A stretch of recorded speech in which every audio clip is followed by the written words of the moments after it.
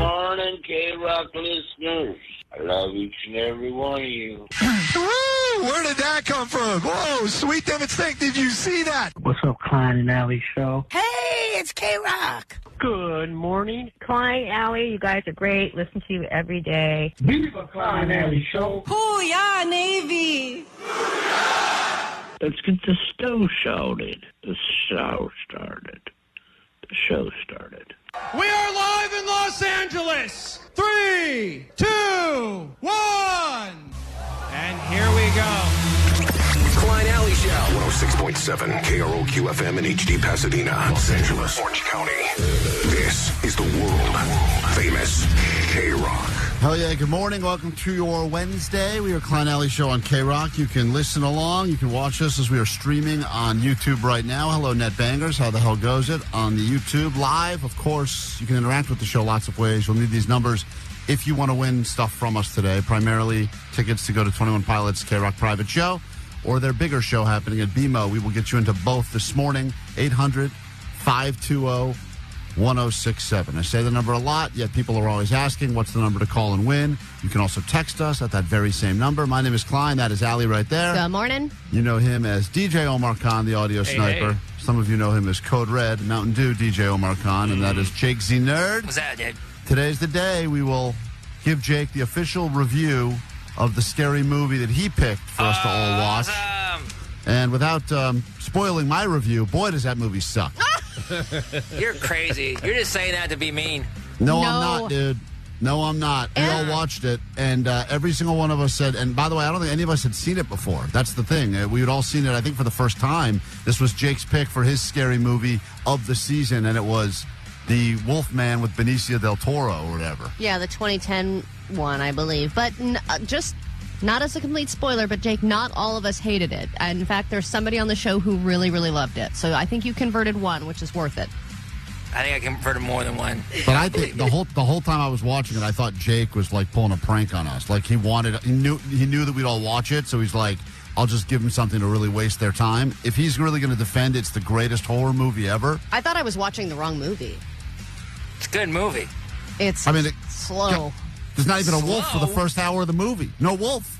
What are you talking about? There's a wolf in the first 5 seconds, you idiot. No, he doesn't turn into a wolf until a long time into the stupid movie. A guy dies in the first goddamn minute. Teen Wolf 2 is a better wolf movie. And that movie sucked. It was like the Game of Thrones method, Klein, where it's like right at the beginning, they're like, here's action. And you're like, whoa, right. This is cool. And then they're like, and now here's 25 solid minutes of boring talking back and forth in colonial garb. But we'll give you our real review of it later in the show. And Jake will defend why he thinks that's the greatest movie. And hopefully you watched along with it this weekend. And then later this week, another one of us will get to pick what we believe is the horror movie you should be watching, as more people are watching scary movies this month than any other month of the year. I want to pick another one. No, you will not pick another one. Absolutely, you will not. Are you going to tell us to watch the original Wolfman? No. Nightmare on Elm Street 3. Oh, okay, well, you should have started with that. 3. Yeah, listen, let's give you Evanescence now, and then we'll get into the entire show we have in store for you. Chances for you to win money and tickets and just kill some time, and we'll get through the Wednesday together here on KROQ. Good morning.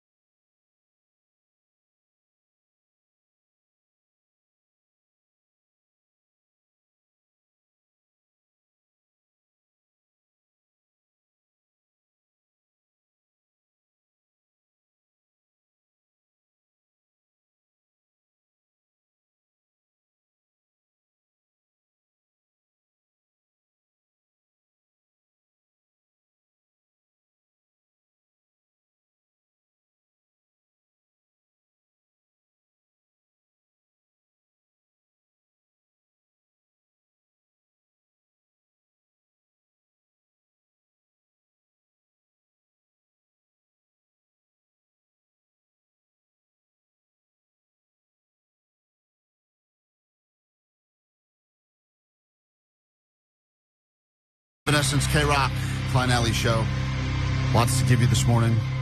We'll give you Allie's money in a moment if you want to get on the phones for that. Allie knows the news, or does she? You get to go ahead and make her prove it before she delivers the ADD news later this hour. The number is 800-520-1067 to battle Allie. Hopefully you've at least studied up a little bit, or you don't sound comatose, because a lot of times that's how the contestants sound, and then everyone accuses us of picking the dumbest of the dumb so that Allie keeps her money, and all we want Allie to do is pay the people. So please. Well, I mean, not all of us. I would not like to pay the people. The rest of us love it when Allie pays the people. So if you'd like to get paid, call now, and hopefully you know a thing or two about what's happening in the world.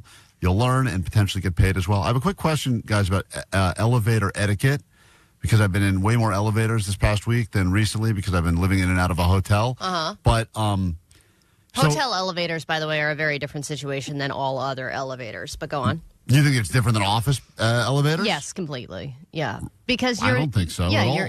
Because you're in a situation where everyone is a stranger, but everyone could be a friend because you could maybe meet them what at a the loser. No.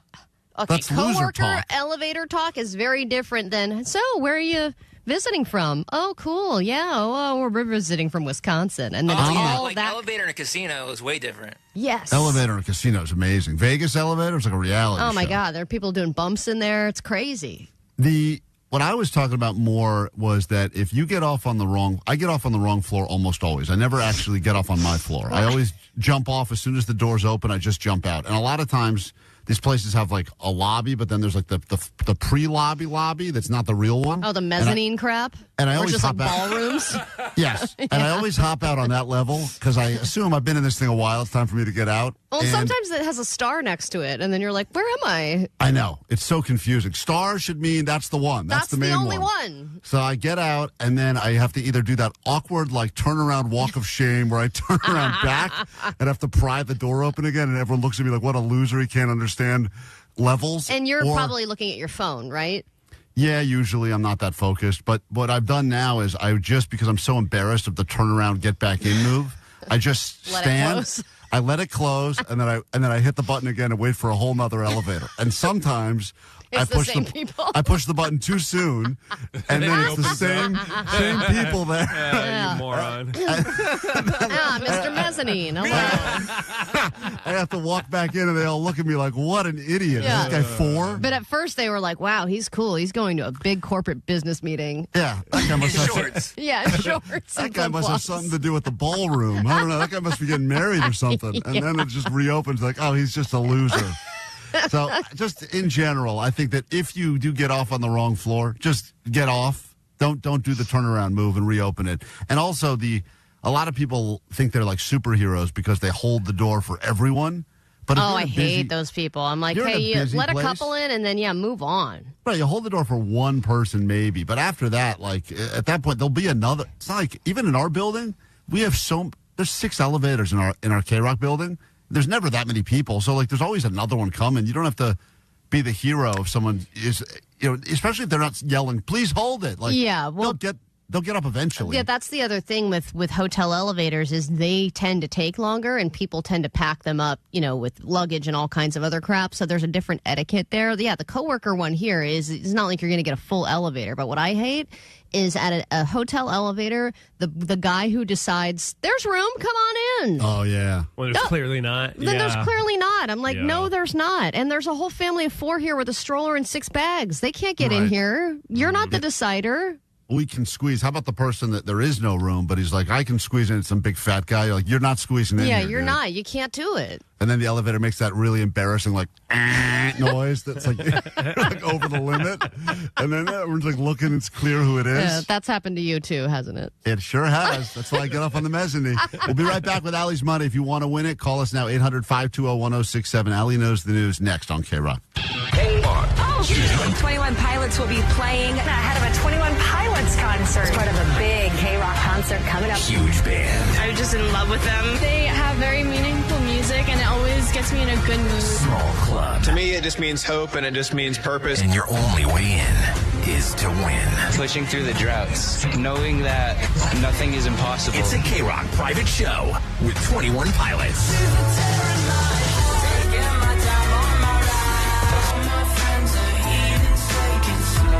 What's up? This is Josh from 21 Pilots. KROQ is hosting a private show with us at the Bellwether. Listen from 9 to 5 for your only way in. Plus, we'll hook you up with tickets to see them again at BMO Stadium, October 25th. We have a list of people that we would wish we could turn back time. KROQ's private show with 21 Pilots. Courtesy of Atlantic Records and Live Nation. Keep it on KROQ for your only way in. On the world-famous KROQ. KROQ.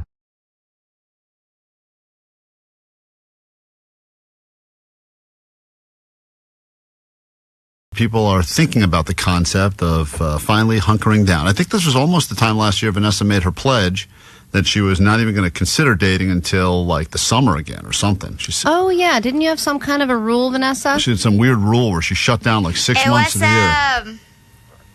New Year's resolution. You weren't going to even date until, but you said that Until, all, like, March or- you basically said all the good people or decent people were all taken during cuffing season. You weren't going to stick around and date the riffraff or something like that, right?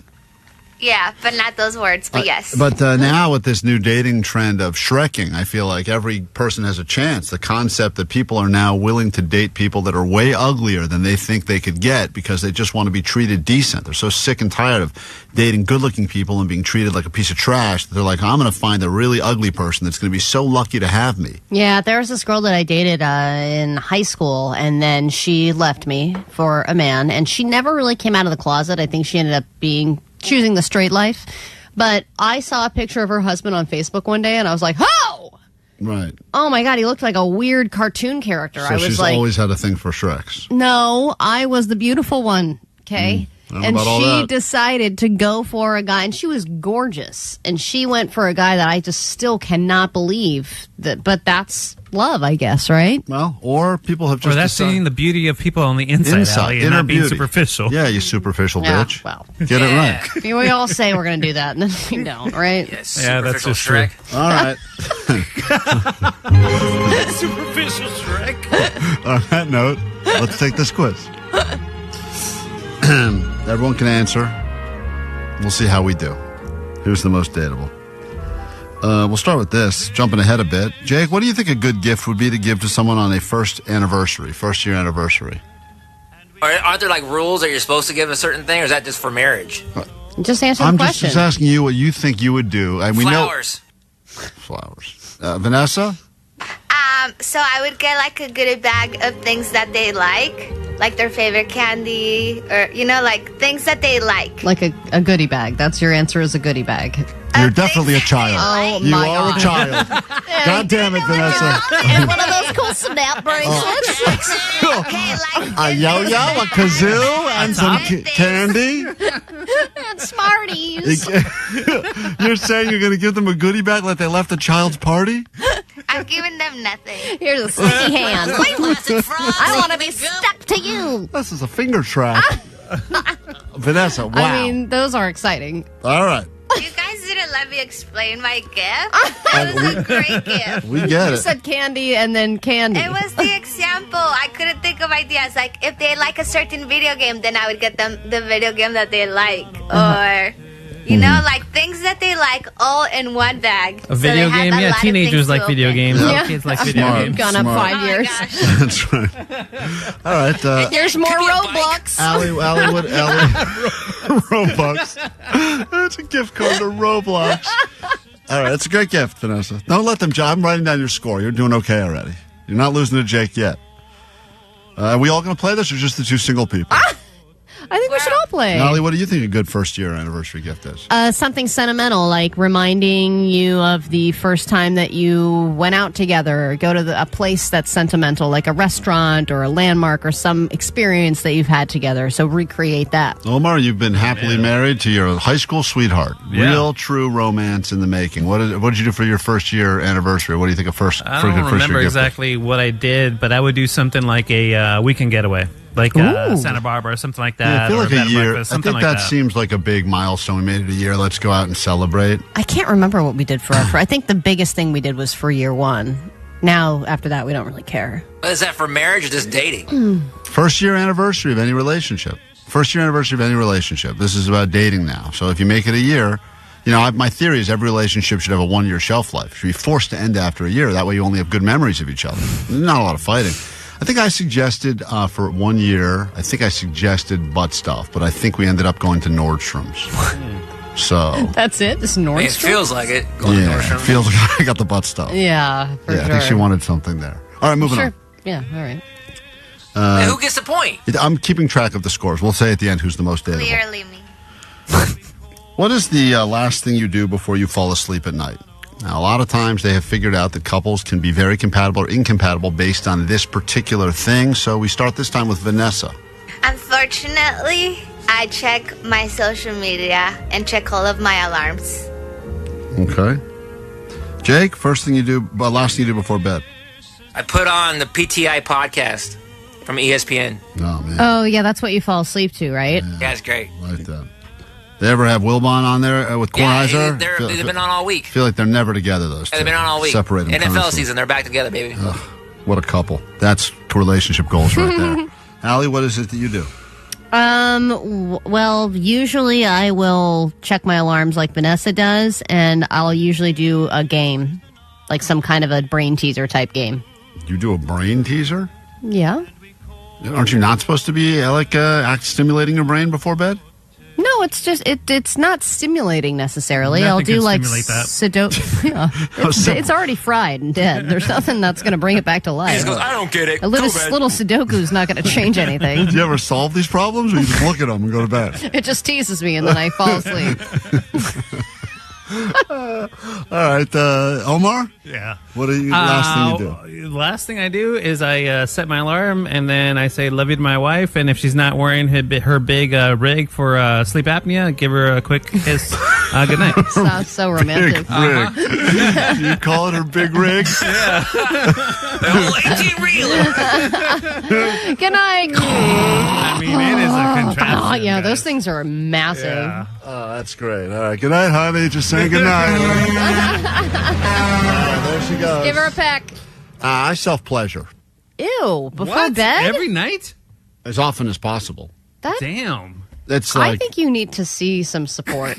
why? I think you are thinking about sex too much. That's not for sex reasons. That's for medical reasons. That's to release the beast. Ew. Oh, God. Did you hear anyone else on the show say I need to release the beast before I go to bed? Because I'm the only one who's taking this honestly. You guys are lying. No.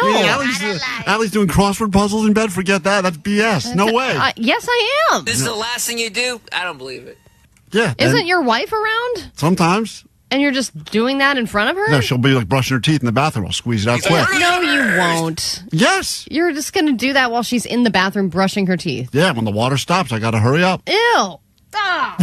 Why are you looking at me like that? God, this is just, it's too much. It's not too much. No, I think that it is, that's stimulating. Opposite. That's like morphine. So it makes you, it's like your melatonin for the night. Yeah, done. That is so strange. I wonder if other people do that. Every other I would person love does to it. But hear that's if fine. anybody else does that. I'm the only one who's going to look like a weirdo because I'm saying it. You guys are talking. That's definitely not in the dateable category, I'll tell you that. Being honest, honesty is the number one dateable thing. But and that's that is what my honest. mom was engaged to a man who did that every single day, and she left him. Pick a word that describes you in the describes your bedroom. Describes your bedroom. One word to describe Me in the bedroom or bedroom? describes your bedroom. One word. Vanessa, we'll start with you. One word that what? Describes your bedroom.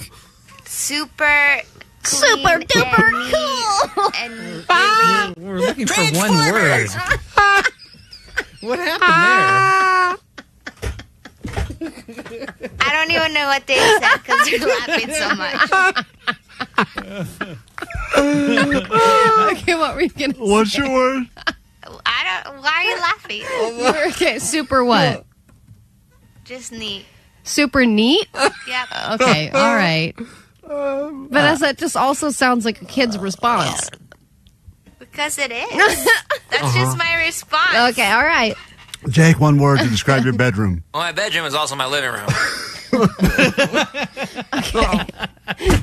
my kitchen. That's more than one word. Guys, I don't think any of us are dateable. It's terrible. So that's the word you're using? Living room? I think my whole room is a whole Jake Shack is pretty chill. Chill. That's a good word. Finally, we got a word. Oh, Christ. Allie? Peaceful. Omar? Comfortable. What about you? Messy. Ugh. Yeah, because of what you just did at the last I got question. a bunch of tiny towels Yeah, everywhere. that's right. It's so disgusting. All right, moving on. Crime scene. Are any of us dateable? How are you doing on the quiz? What dinner would you cook if you were to make a meal for a date? What is your one go-to specialty? What is the thing you would prepare? Okay. I would probably do I'd get like a nice fish. I know this is sounding stereotypical, but I'd get a nice, like a sea bass or something. And I'd make that with some nice pasta and a vegetable option. Do a nice little... Rock. We are Klein Alley's show. If you're waiting around for your 21 Pilots tickets for the KROQ private show, fear not, we will have them for you. If you'd like to watch along, we are streaming on YouTube right now, or you can listen to us on 106.7 KROQ, or perhaps you're a podcast listener, in which case you'll hear this after the fact. But regardless, someone's going to get the opportunity right now to take Allie's money, bragging rights for life, more importantly, and that $100, which, as you know, doesn't get you as much as it used to. Let's say hi to Isis in Colton. Good morning, and welcome to KROQ. Hi. Hi, good morning. Did I get your name right? Yes. That was probably tough. Wow, for a period of your unlikely life. scenario. I know. I would have bet against me every time. You ready to win Allie's money? Yes. Okay. You know anything that's going on in the world, even a little bit? I think so. All right. Allie will leave the KROQ studios. This is where she goes out in the hall and steals a coworker's lunch and then tries to shovel it in her mouth while we ask you questions about the news. Do better than Allie. We'll score it at the end. And if you get more than she does right, you win her money. And she is out, which means your round can now officially begin. Here we go. Allie knows the news. There's a new Skims thong that's making news. Why is everyone talking about a new Skims thong? Because it has pubic hair on it. Question number 2. A flight after takeoff had to return to LAX. For what reason? Pilot decided this ain't working, turned it around, and landed it back at LAX. What was the reason for the flight to return after It had takeoff? pubic hair on it? That's also correct, Omar. Great guess. Engine fire? Question number 3. Dodgers, nice little win, 5-1 yesterday. What is the current series at right now?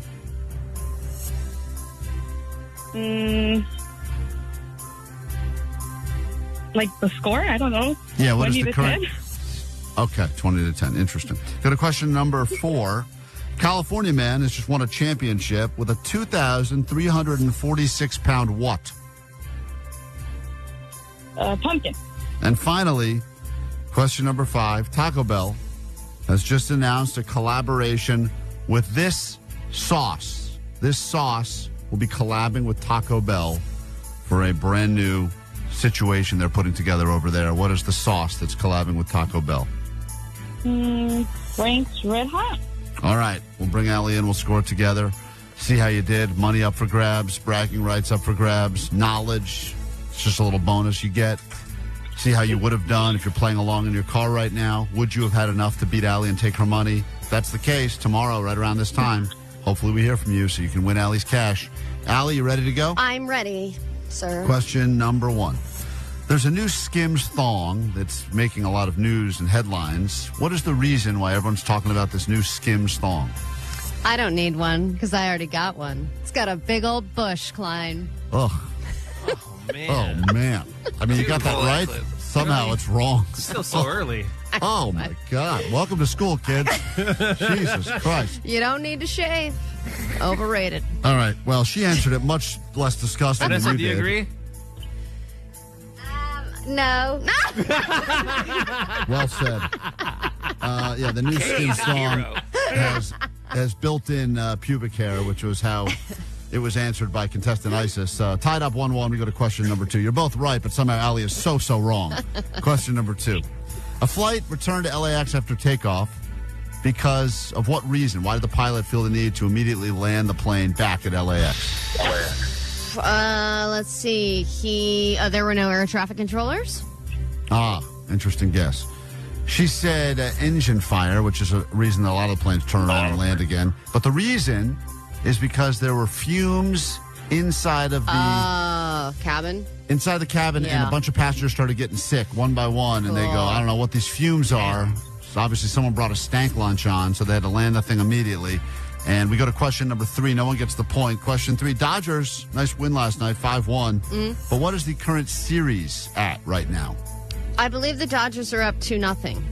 That is the correct answer. We got a very strange answer from Isis, who said something like 2010, but I don't think she understood the question. So Allie gets the point, and we go to question number 4. It's Allie Knows the News on KROQ. California man has just won a championship with a 2,346-pound what? Oh, I think it's a pumpkin. She said pumpkin as well. And this is the time of year where we celebrate obesity in gourd form. Congratulations. Both of you get the point. I think that guy got like 20 grand, too, for that pumpkin. It's crazy how you think something like that I guess requires a skill because you have to know how to grow a big fat pumpkin, but also to get $20,000 for doing kind of not a lot. I mean, the pumpkin grew itself, right? It's pretty incredible. I don't know. I can't grow anything. I imagine it takes some degree of skill. According to your answer in question 1, you can grow something. And it's also 2,346 pounds. And it's record setting. Question number 5. Allie's up 1. Here we go. Taco Bell's just announced they'll be collabing with what sauce? And Klein's feed, man. A new creation. I know. Fat pumpkins and fat people, baby. That's my feed. Jesus. Let's see. It's got to be, is it Hot Ones? The Hot Ones sauces? Oh. This is interesting because that is incorrect. You know who got it right? Isis, who said Frank's Red Hot. Oh, damn. So now she has tied it up. Ties usually go to the house. Usually. But you're deciding today that it won't, or what? No, rules is rules. But you know what? We're going to send you something anyway. Allie's going to keep her money, but hold on, Isis, so we can get you something. And what must you technically, shamefully admit over the airwaves of KROQ right now? Go ahead. My name's Isis. I'm from Colton, and Allie knows the news. All right. I was hoping to say that Isis beat Allie, but I guess I have to say that Allie is exactly on par with Isis. Great. Which is a much better way to say it. Thank you so much. You're no doubt now. And then, of course, we get into the complete show we have in store for you this morning, which will result in lots and lots of tickets to 21 Pilots. So if that's what you're waiting around for, the good news is that will start after this. That's what I was waiting for. Thank you. You're on KROQ.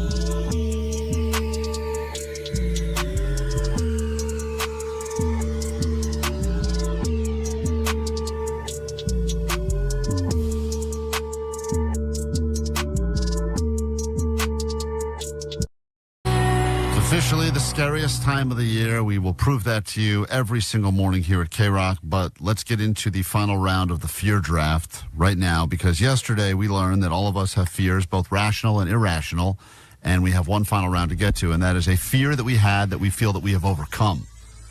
And listen, there's a lot of fear out there in the world. But we found out yesterday that Vanessa has a fear of milk touching her body, which is an irrational fear, although that can happen that can happen very easily. I think the irrational part is that it's very unlikely someone would be afraid of something like that. But she said she had a very hard time with knowing that the milk came from a cow's udder, right? That's the part that bothers her. Yeah, like gross. I get it. I already got my milk from my mom. I don't need more milk. Beautifully said. Thank you. When I was a baby. 5 years ago, when she was a baby. Oh, my God, you guys. We got this message on the Goat Line about a man that works in milk professionally, and he has a way to help you overcome your fear, Vanessa. Hey, Sweet Did It. Podcast listener here. This message is for Vanessa. She's afraid of the bacteria in milk. Well, I'm a pasteurizer, and my job is to clean the milk. Otherwise, people will be getting sick. So, I don't know. Maybe she should probably educate herself and not be afraid of milk. You know, Yeah. Vanessa, would you be up for going to this man's job and No, thank visiting you. the milk pasteurizing plant? I've been to a farm with a bunch of cows. I Have know you never milked a cow? I know what it goes. It's what called a goes petting zoo, down in Vanessa. there. I know you're a good girl. You did it. How many tickets did you use to meet that cow? Vanessa, we can bring a baby cow. I'm not even joking. We have a lot of people We reach out can't to us. bring a baby cow. We It's can bring not allowed. We can bring a baby cow into the studio at KROQ, Nope. and we can milk this thing all over you. Ew, no. I We're don't know. not doing this. Do the baby cows produce milk that I don't think so. There's a lot of problems. Farmer Klein isn't the most experienced. We found out yesterday that Vanessa's irrational fear is milk touching her. Johnny's is infertility. He's afraid if he wants to make a baby one day, his junk won't work or something. I am afraid of the turbulence that leads to the plane basically exploding in the air. Jake's afraid of crocodiles. Allie's afraid of spiders crawling into her own bodily holes, which I don't think how they could get through that giant mess you have there. And Omar's afraid of rats inside of the toilet coming to bite his ass. Yeah. In the category, in the round of rational fear, I'm afraid of choking on something because I eat too quickly. Vanessa's afraid of tsunamis. Johnny's got confused by the question. Oh, yeah. Omar has a fear of failure, which is why he works so hard and has only ever succeeded in everything he's ever done. He wanted to make that very clear. No, that's not what I meant by that. Allie's afraid of sharks, and Jake's afraid of all his teeth falling out because he has a reoccurring dream where all of his teeth fall out. So But now I that wanted we're to all pick sharks too, and I couldn't. right, and now that we're all caught up, it's time to get to the final round. And this round is the fear that we feel that we have overcome. It was something that paralyzed us to our core, and we feel that somehow through our life, we have overcome this fear. Maybe it was a fear we had as a child and we outgrew it, or maybe it was a fear we had as an adult that we figured out a way to get through with hypnosis or therapy, whatever. Jake, you are back up first in the fear that you feel that you have overcome. Well, it is a fear of death. Really? You had a big fear of dying? Yeah, and I think that was also led to my fear of flying because I wasn't in control and I could just die at any moment. But I had a fear of death, which I helped overcome with the help of psychedelics, especially DMT. Really? So that yearly DMT trip that you do is to help with that? Sort of. It helps to hit reset. And but the first major breakthrough I had on DMT, when you get to peek behind the curtain, it helped me kind of pop the hole or bubble I was living in and just widen my perspective of what this all is. Wow, so your perspective was even more narrow. Yep. That is incredible. That's incredible because it still seems very narrow. Totally. Yeah, you need to do more DMT, dude. I think you meant bump it up to twice a year, man. Yeah, you should be in that little closet where you take. That's where it disappears for the weekend, right? Yes. You should be doing that every weekend. Okay, sure. We move on. Next up on the clock, it's the fear draft. This is the round of fear that you feel that you have overcome in life. Allie? Mm-hmm. So this is something that I don't think is a traditional fear for people, but I think, people are a little bit afraid of this, especially when they're younger. I was always terrified of talking to any boss. Talking to my boss, talking to a higher up, especially the higher up they are, the more terrified I was, to the point where if they walked in the room and said hi, I would just be like, Like, I wouldn't know what to say. I wouldn't know how to participate in the conversation. If they called me, I would get a lot of anxiety. And I think just over time and, getting older and maybe just not caring as much what people think, I'm not afraid of talking to bosses anymore. And the higher up they go, totally fine with it. Doesn't matter because they're probably not going to remember me, and they probably don't think about me as much as I think that they're thinking about me. That's interesting. So Allie is no longer afraid to talk to hear that higher ups. Allie will talk to you all day. You can hear all about her musical theater dreams. Oh yeah, Lucky crack you. jokes. I mean, I'll talk your ear off now. But I used to be terrified, especially if we got called into a meeting, Klein. I was like, oh my God. I would just sit there terrified. Yeah, now bosses are sending you videos like this. Welcome to the chocolate factory. Yeah, it really brought the walls down. Right? It really did. I was like, you're just a guy sending weird TikToks. Yeah. Inappropriate TikToks. Yeah. Omar, you're on the clock. It is the irrational fear. It's the fear draft, and now it's something that you feel that you have overcome in life. And mine's a common one for sure, because I had a huge stuttering problem, and probably, it comes out from time to time on this radio show. From time to time. From hour to hour. Yeah. In elementary school, I was able to overcome, for the most part. Stop doing that, dude. Tease him while That's he's triggering. doing it. And then, so I think the fear of public speaking was something I had to overcome with, especially being in the DJ business. I had to, kind of like you had to say, come to the Angela. Right. Angela.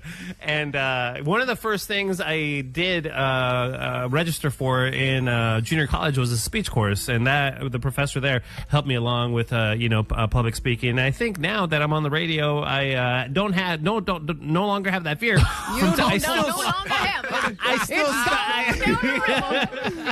Listen, I still stutter, but I don't have a fear of it. I'm fine with it now. You should have that fear back. Get the fear back. And you also embrace that it will come back from time to time, and you're okay with that. All good. I laugh at myself now. You know what I mean? So you gotta be able to laugh at yourself. Yeah. Moving on in the that was a long draft pick right there. All of Sorry, a long draft pick. Johnny. HR, are you listening to this? Johnny, do you have a fear that you think you've overcome? Why, yes, sir, I do, and I did study this last night. So, I used to be deathly terrified of driving up the canyon or like Deathly? Did you say deathly? Deathly. Yes, you did. All right, you're right. Are you saying with an F? I'm right, Yeah, he deathly. is. Yeah, And so I got over it because remember back in March, Klein, you drove me, Jake, and Justin up the hill to the snow thingy that we did. And I was kind of like scared a little bit. But then I saw everybody else kind of scared, and like Justin and Jake were like white knuckling it. So I was like, oh, this is silly to be afraid of. And I thought it was fun. So I got over it. What? I'm leaving every single pick. I am more confused. What are you guys confused How about? am I couldn't have said that more clear. We weren't driving. I wasn't. Klein was. Yeah, who's so actually how are we white knuckling it? Because you guys were scared. And I was like, what are you guys afraid of? What are you This is talking fine. about? I thought you were scared. I was until I saw Jake and Justin like scared and white knuckling it, and I was like, "Oh, there's nothing to be afraid of. This is kind of silly," and I was enjoying it. I see, but I don't think that counts. I don't think you can white One, knuckle I it. wasn't afraid, and two, you don't know what white knuckling means. Yeah, I do. That's when you like hold something terribly, and then like you're shaking, and you're like, "Oh, I'm so scared." I'm like squeezing this. Yeah, while you're Why are you so driving with the confused steering about wheel, this? dummy. All right, moving on. Jake took his Vanessa? shoes off and stunk up the whole car that whole ride. So Right. I'm still So mad I about was that so too. afraid. I had to take my shoes off. Moving on. He was white toeing it. You can see it. Vanessa, you're on the clock. Fear I've overcome would be going to a restaurant and eating by myself. Oh, because I'm So sad. Yeah. Okay, but how many of you are afraid to do that? I've done it a ton. It's awesome. But I know people are afraid of that sometimes. Anyways, I'm not Again, afraid a of little it. kid answer. That, I don't know what else. Going and ordering by myself. I don't know what else to say. What restaurant was this? Was this McDonald's?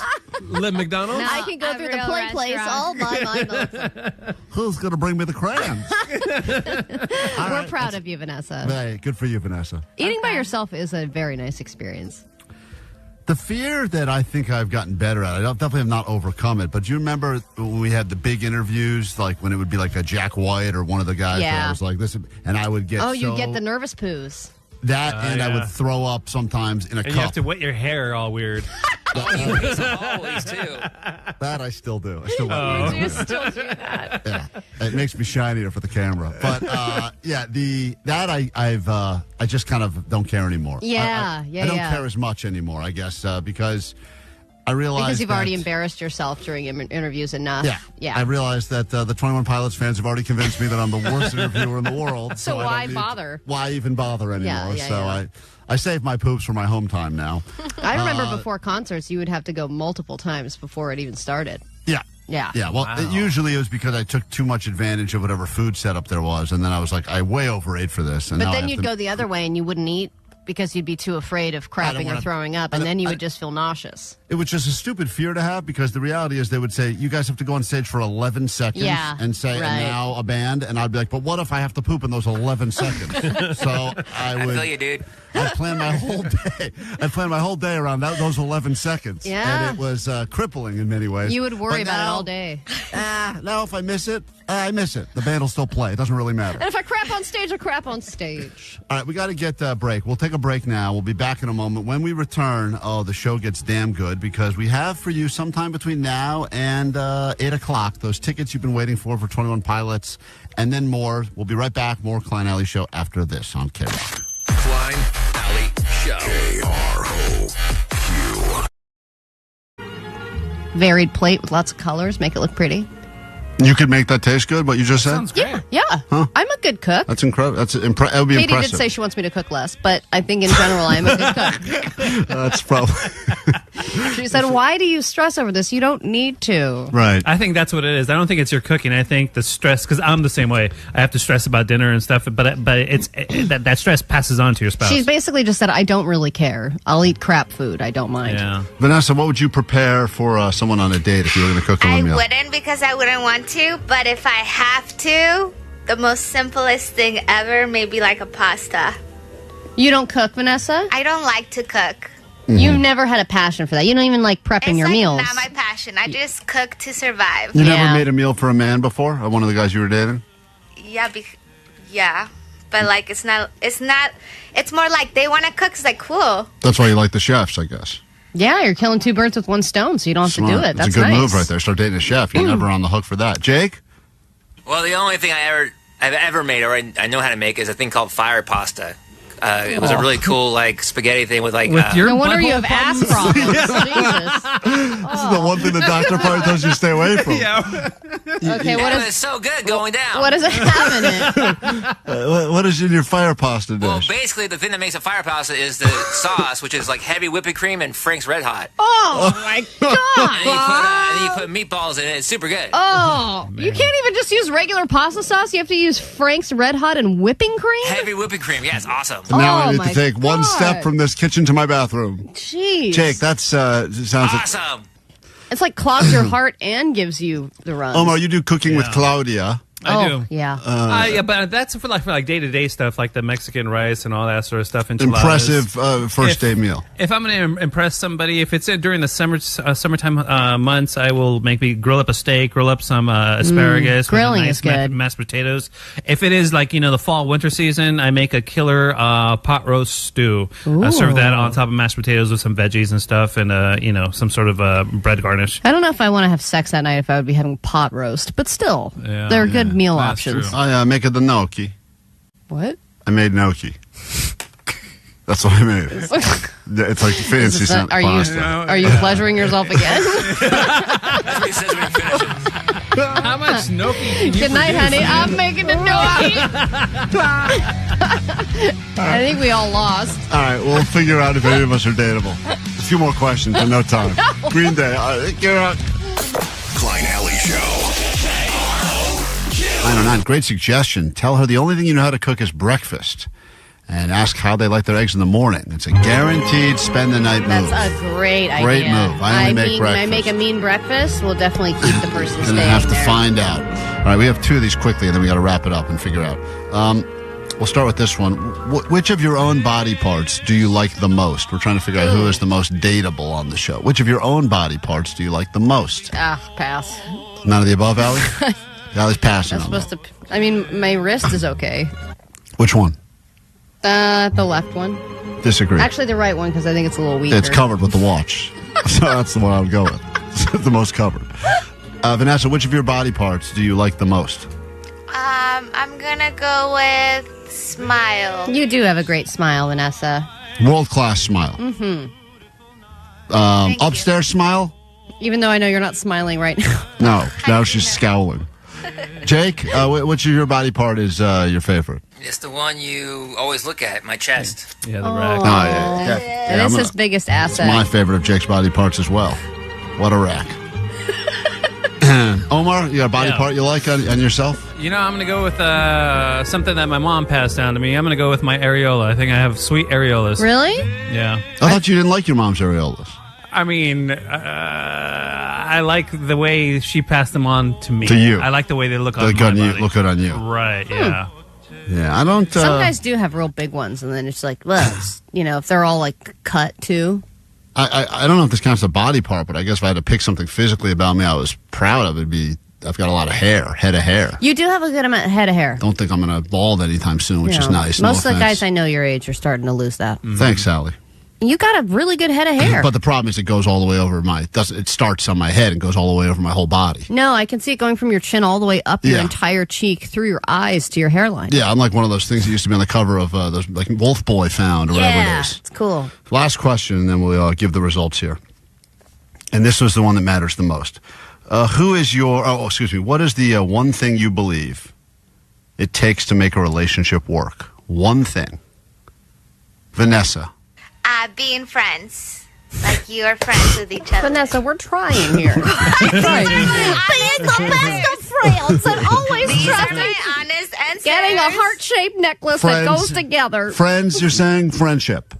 Friendship first. All that sex stuff dies eventually. You need to be friends. Yeah, you gotta be able to talk to each other, make fun of each other. Jake? All right, that's good. What's the question? What do you believe is the most important thing to make a relationship work? You both enjoy you guys' sense of humor. That's important, having the same shared sense of humor. Allie? I don't think you or I have that with our partners, though, by the way. No. Communication, 100%. Omar? Compromise. I'm going to say there has to be a lot of compromise. Yeah, settling. Mm-hmm. What about you, Klein? This is a tough question. Are you... These grunts you're making. Sorry, I thought it was bedtime. I was getting ready for bedtime. Excuse me, guys. Weirdo. I think. I think honesty is actually the most important. Trust. You can't even get through it. Trust or honesty. One of those two. Now you're going, what should I say here? So Omar is the most dateable based on the answers he just gave, followed by Allie. What? Believe it or not. By the way, I'm not the best date. I'm good in first impression on dating until I get to the do you have any STDs part of the conversation. Yeah, that's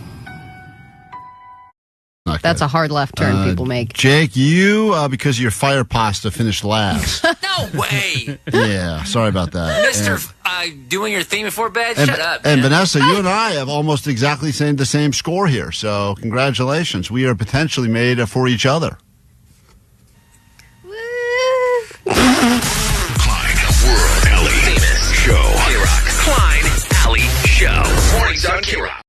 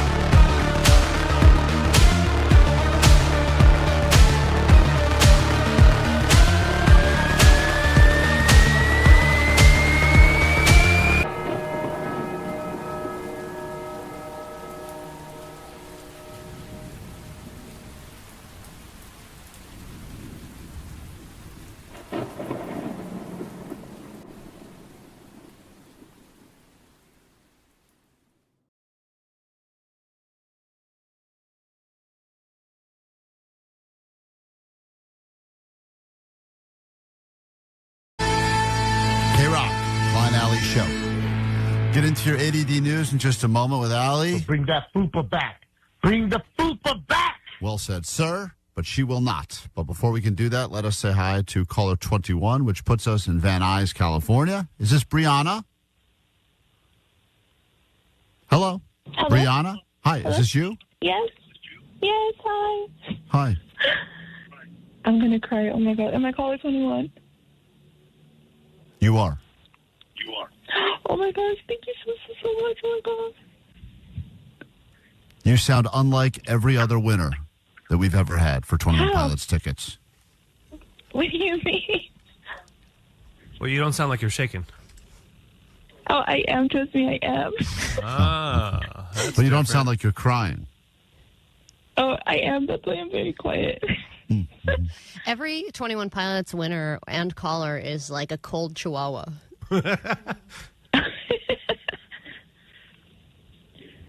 Do you want to keep shaking and crying? Or Now she's laughing. See that? The full emotional a range spectrum. of emotions. Hold on 1 second. Let's get you into the show. Congratulations. You'll be seeing 21 Pilots at the private K-Rock show happening Bellwether on the 22nd. You're in. But don't worry, if you're not Brianna from Van Nuys, you'll have another chance next hour. And next hour, not to make Brianna feel bad about what she just won, you will get tickets to the show and a meet and greet with Josh and Tyler. So congratulations on your win, but we have even sweeter prizes for you coming up next hour. But first, let's get into this, your ADD news on K-Rock. Grab your Adderall. It's time for ADD News. All right, so the Dodgers won yet again, meaning they are now 2 wins away from going to the World Series. People around here are celebrating, obviously. Companies are celebrating. Dunkin' Donuts is selling Dodger Blue Donuts today. Others are starting to check out the ticket prices for a potential World Series. The Dodgers did put tickets for potential World Series games on sale yesterday. So you can go on Ticketmaster and look, even though the teams, that hasn't been officially decided yet. But the cheapest seats available, the crappiest seat I could find was $882. Oh. And that ticket, that seat is high above the field next to the foul pole. So you can't see much, but you would technically be at the World Series game. This is for Game 1, by the way. They just get higher from there. And a good seat, if you're getting, close to the field and stuff like that, that's around $2,000 to $3,000 for one ticket. And if the Dodgers do go to the World Series and play the Seattle Mariners, the Dodgers would play as many as 4 home games starting Friday, October 24th. I believe Jake said if it's a Mariners-Dodgers World Series, he would have to go. Yeah, it sucks. And I think we would have to start a GoFundMe for Jake to attend the World Series games. Just sneak in, dude. Beer Mike snuck into the World Series twice. What? Yeah, because that guy had commitment. He always had commitment and hard work ethic and follow through. Jake has none of those things. But Jake, which team would you be rooting for if that were the situation? Because you are a Dodgers fan, but I've been you're a from Seattle. lifelong Dodgers fan. I've loved the Dodgers my whole life, but the Seattle Mariners have never won, and I just feel like it'd mean a lot more to that city than it would for Los Angeles. So I would root for the Mariners about 51%. What do you care about the city? You live in L.A. Yeah, but I still have a lot of friends and family up in Seattle, and they've never won. It'd be huge for them, and we win all the time. What if we pay for you to go to the World Series, but only if you wear a Dodgers-Mariners hybrid hat? Oh, that's what I was going to do anyway. Oh, great. You were? Of course yeah, I was going to wear a Dodgers jersey and a Mariners hat. Oh. No, he's like the most hateable person there. Oh, you're going to wear like a shirt that says "Go Umpires" too? Oh, cool. I mean, you give me a shirt. Yeah, he would wear it. Meanwhile, people are demanding Allie apologize already. Yo, sweet dibs. It's Vanessa's best friend, the chicken net banger. And this message is for Klein and Jake and Omar and Vanessa. Y'all are going to owe Allie Johnson an apology for all the mush jokes when the Dodgers win the World Series. Thank you very much. So that guy claims that we will owe you a giant apology, that even your mush powers cannot stop the Dodgers. I want They're more that than an unstoppable. apology. If I have been saying everything I've been saying, they're going to win the World Series. If I am right, if they do win, this whole mush thing needs to stop.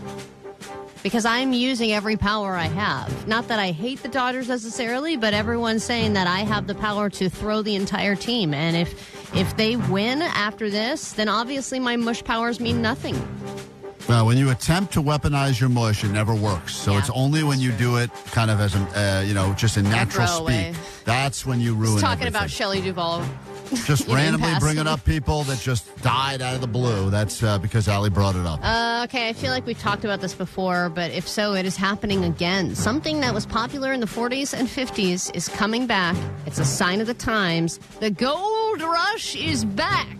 People are buying pickaxes and gold pans, and they're heading for the hills. The price of gold is up to 60. It's up 60% this year. They think it's going to continue and go up by up to 100% by the end of the year. So the price could double within 1 year if it stays this way. But it's $4,000 an ounce right now, which is expensive. So people are saying, why buy gold when I can go find my own gold? If it's that valuable, I should head back to the old mines. People are flooding to the hills, taking time off work to get to these hot spots. The Big Thunder mine in South Dakota is crawling with people right now, gold mining, but most of them aren't turning anything. They're not finding anything necessarily.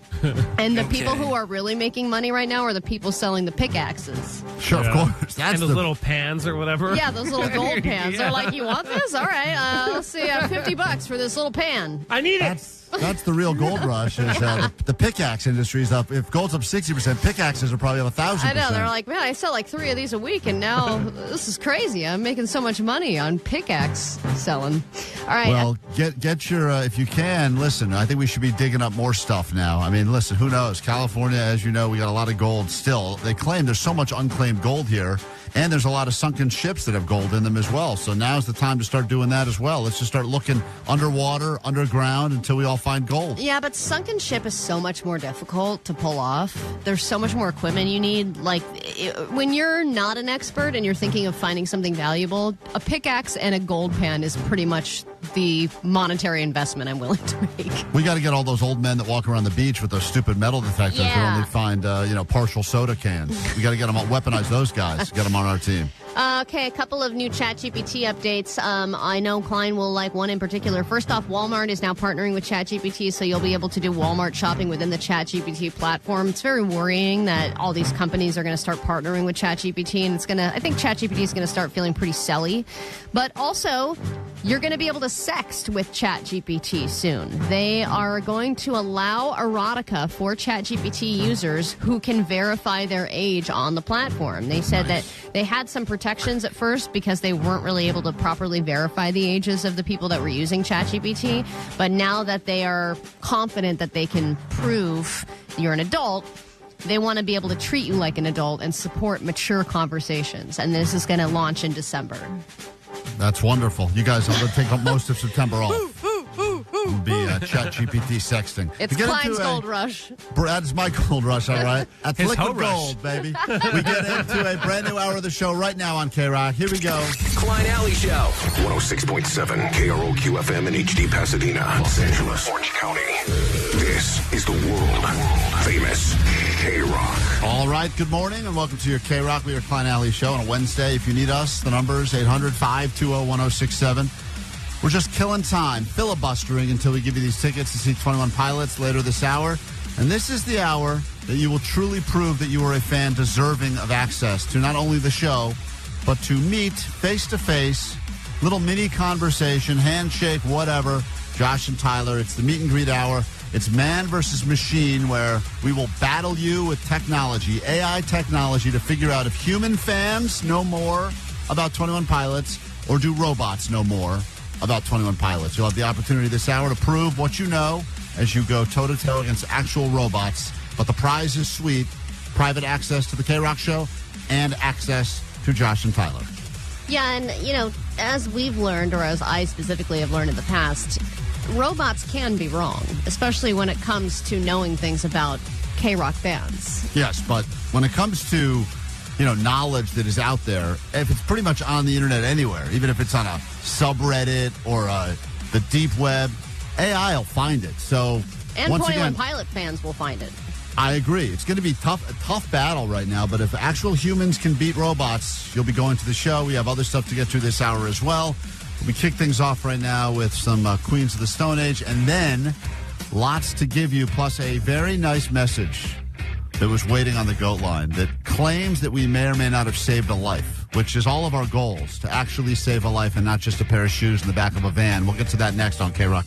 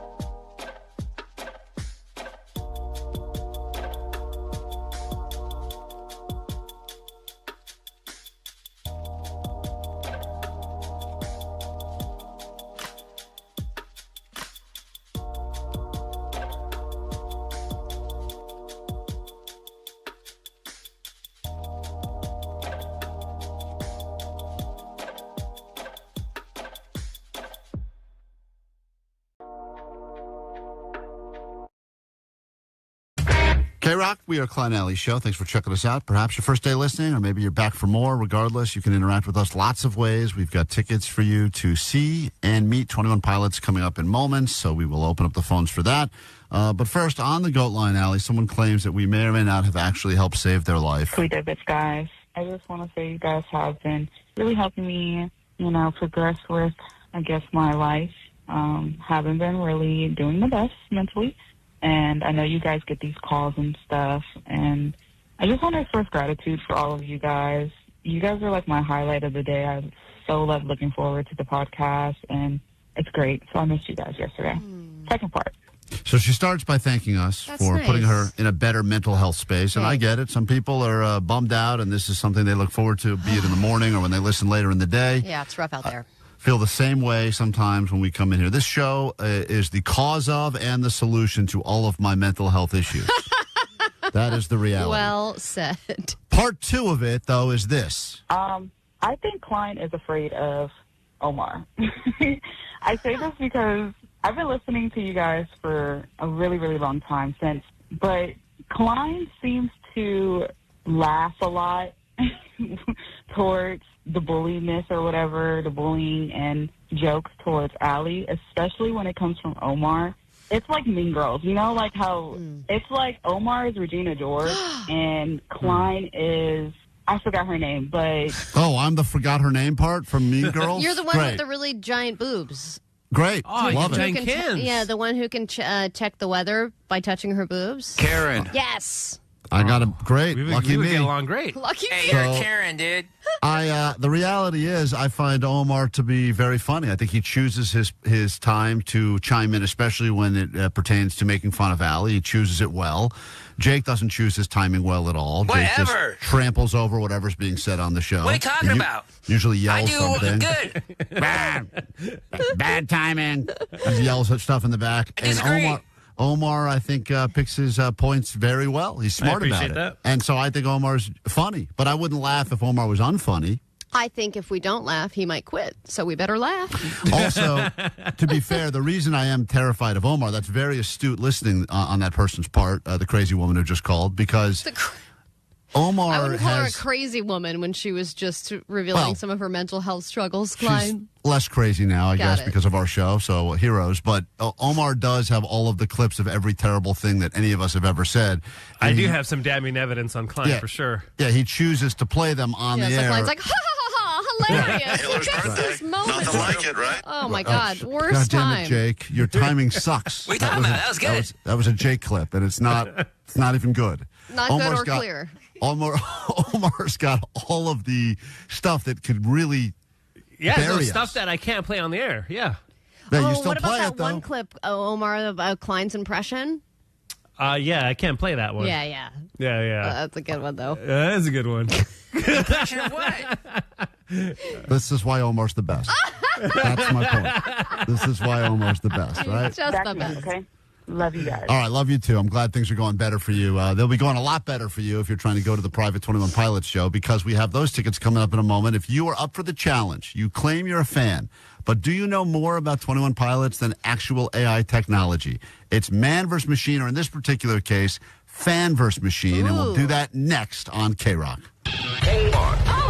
21 Pilots will be playing ahead of a 21 Pilots concert. It's part of a big KROQ concert coming up. Huge band. I'm just in love with them. They have very meaningful music, and it always gets me in a good mood. Small club. To me, it just means hope and it just means purpose. And your only way in is to win. Pushing through the droughts, knowing that nothing is impossible. It's a KROQ private show with 21 Pilots.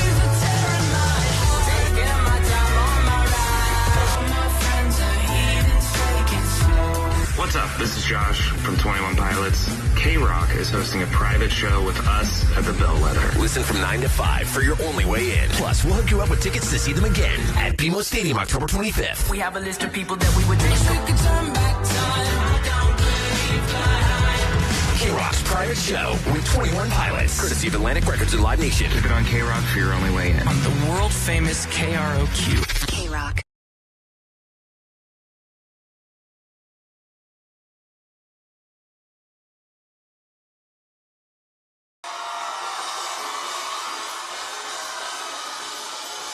How we doing over here, huh?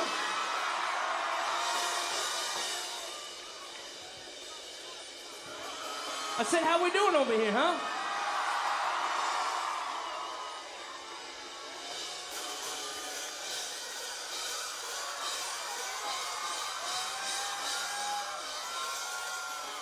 I said, how we doing over here, huh? This song is called Holding On To You. Keep holding on to me, keep holding on to me. I'm taking over my body back, controlling my shawty. I vandalized the evils, I tease and crossing eyes and dotted. I find it a lot, and it seems a lot like flesh is all I got. Not anymore, flesh out the door. I must have forgot, you can't trust me. I'm up in the moment and closing the show before you know what I'm about to see. And now that I write and think about it and the story unfolds, you should take my life, you should take my soul. How we doing?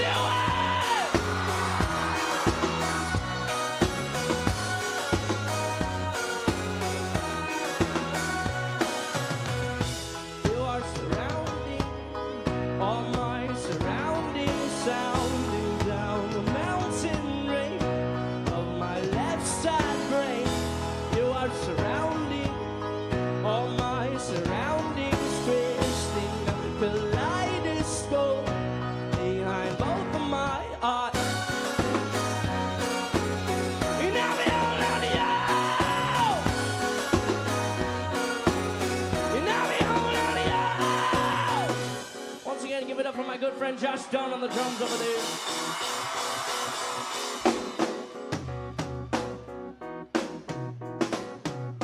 Remember the moment, you know exactly where you're going. Cause the next moment before you know what time is slowing. And it's rolling still, and the windowsill looks really nice, right? You think twice about your life, but what we happen tonight, right? Fight it, and take the pain, ignite it. Tie a noose around your mind, loosen up to breathe, find it, tie it to a tree. Telling you belong to me, this ain't a news, this is the lead. I have news for you, you must obey me.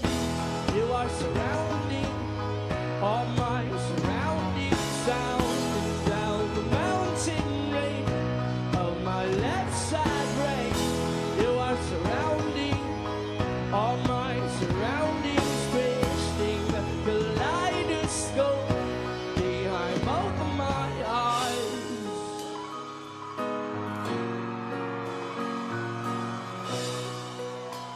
I know we're just the first band, but we're gonna give you everything we have, okay?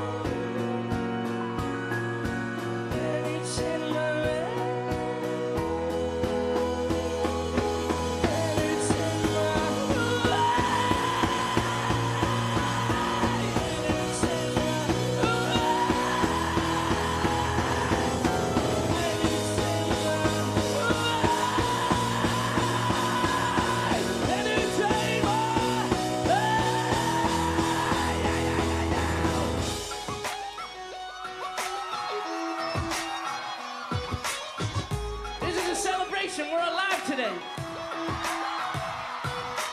Lean with it, rock with it. When we gonna stop with it? Lyrics that mean nothing, we were gifted with. Is it time to move our feet to an introspective beat? It ain't the speakers ever heard as I hush and make a beat. Lean with it, rock with it. When we gonna stop with it? Lyrics that mean nothing, we were gifted with. Is it time to move our feet to an introspective beat? It ain't the speakers ever heard as I hush and make a beat. Lean with it, rock with it. When we gonna stop with it? Lyrics that mean nothing, we were gifted with. Is it time to move our feet to an introspective beat? Lean with it, rock with it. When we gonna stop with it? Lyrics that mean nothing, we were gifted with. Is it time to move our feet to an introspective beat? It's hard to make a play. You know me all on the aisle. You know me all on the aisle.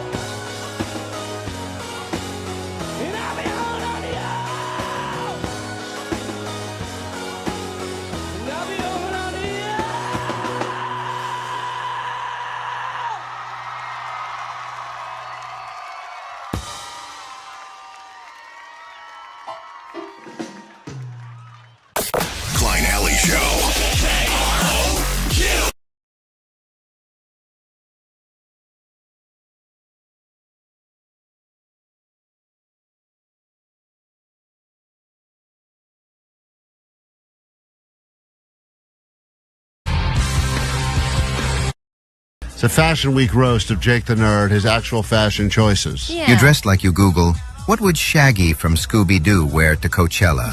Jake doesn't wear deodorant. He just lets his Tool shirts soak up the shame. Oh, man. These are more offensive than I was hoping for. Many people couldn't pull off camo shorts and a purple tank top with double D boobs. And neither can you. Oh. You call yourself a nerd, but the only thing you've ever programmed is a playlist of 17-minute Tool songs no one asked for. Jake lost a lot of weight. Too bad he can't now lose his wardrobe. Klein, Alley, Show! Mornings on KROQ 106.7 KROQ. Tell us what movie you would find this song, originally composed by the great John Williams.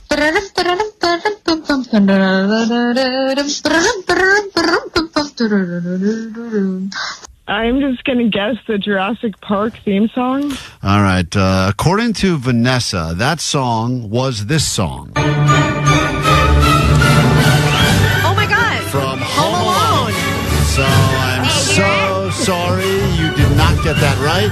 Can somebody take that scene of them running through the airport Oh, please. and put it to Vanessa's Vanessa version. Oh, and just someone. see how it changes? Let's go. Get cracking.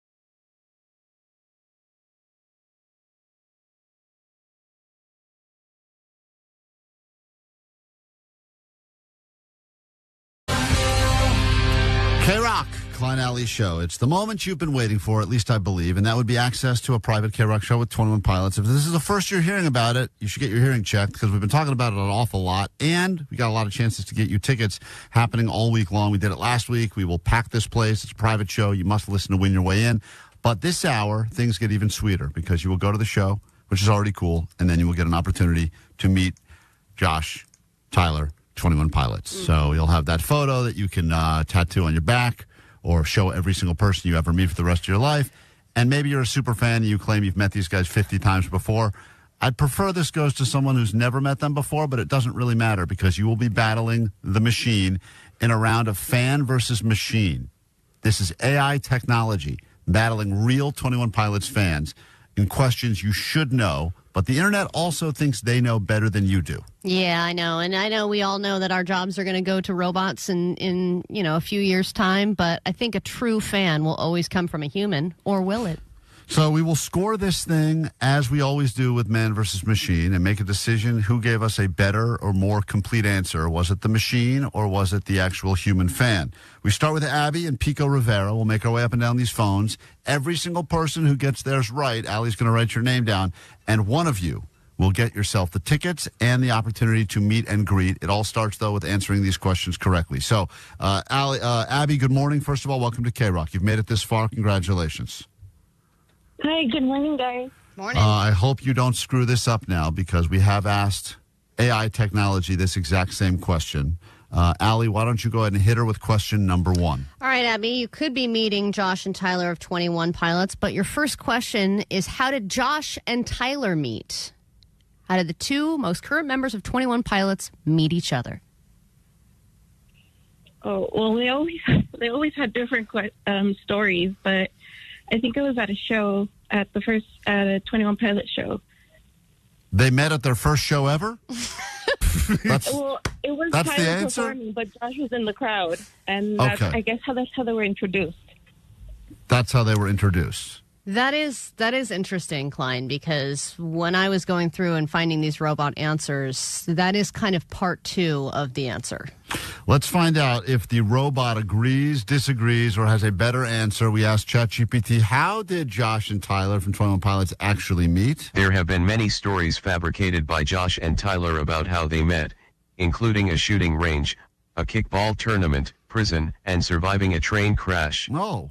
No one knows the real origin story. So that is actually how ChatGPT believes that they met. No one really knows because, as you pointed out in your answer, Abby, that they have told a lot of different stories as to how they first met.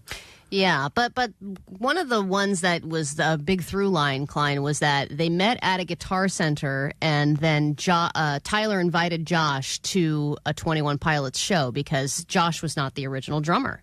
Yeah, so I think this is what the robot said. The real story is by far the saddest. They met at a Guitar Center. Yeah. So your answer is partially correct. The robot gave a better answer, Abby, but I want to leave you in the running for now. So write down Abby's name. She clearly knew at least something. She didn't say they met on Bumble or something like that. She didn't say they met in a train crash. Moving along, we go to question number 2 and fan number 2. And let's go ahead and say hi to Kelly, who's listening to us this morning in Cyprus. Kelly, good morning. Welcome to KROQ. Good morning.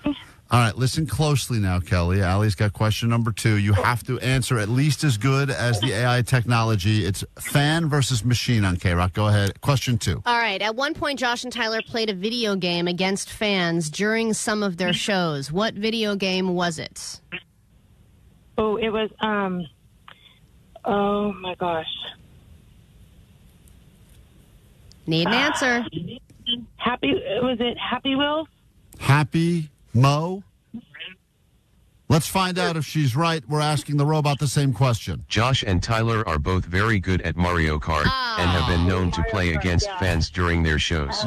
But I hear Josh always picks Luigi.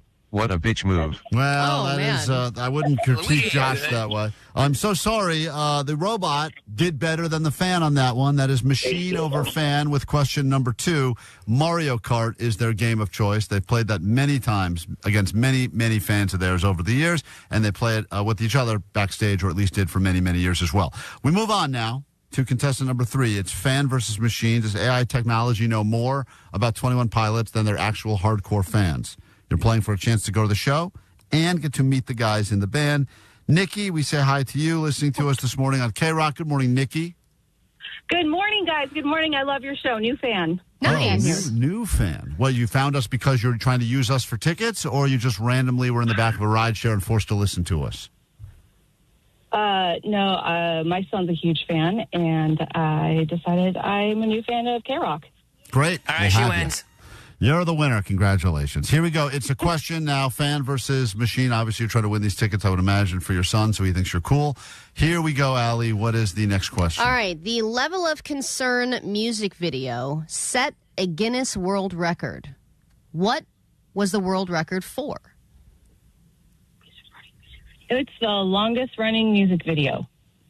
Let's find out if the robot says the same thing or something different in fan versus machine. Level of Concern holds the Guinness record for longest music video, as it was a continuous live stream of fan-created content lasting 177 days, 16 hours, 10 minutes, and 25 seconds. Well, you didn't have all that for us.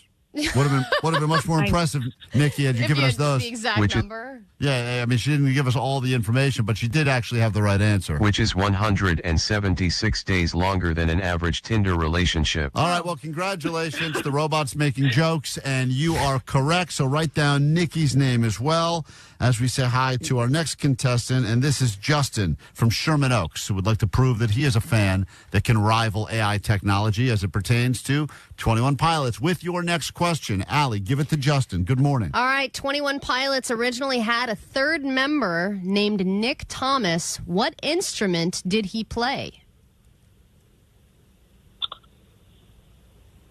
I believe he played the guitar or bass. I need you to choose. Yeah, pick one. You got to pick one now. The robot doesn't give us multiple options. I will say bass.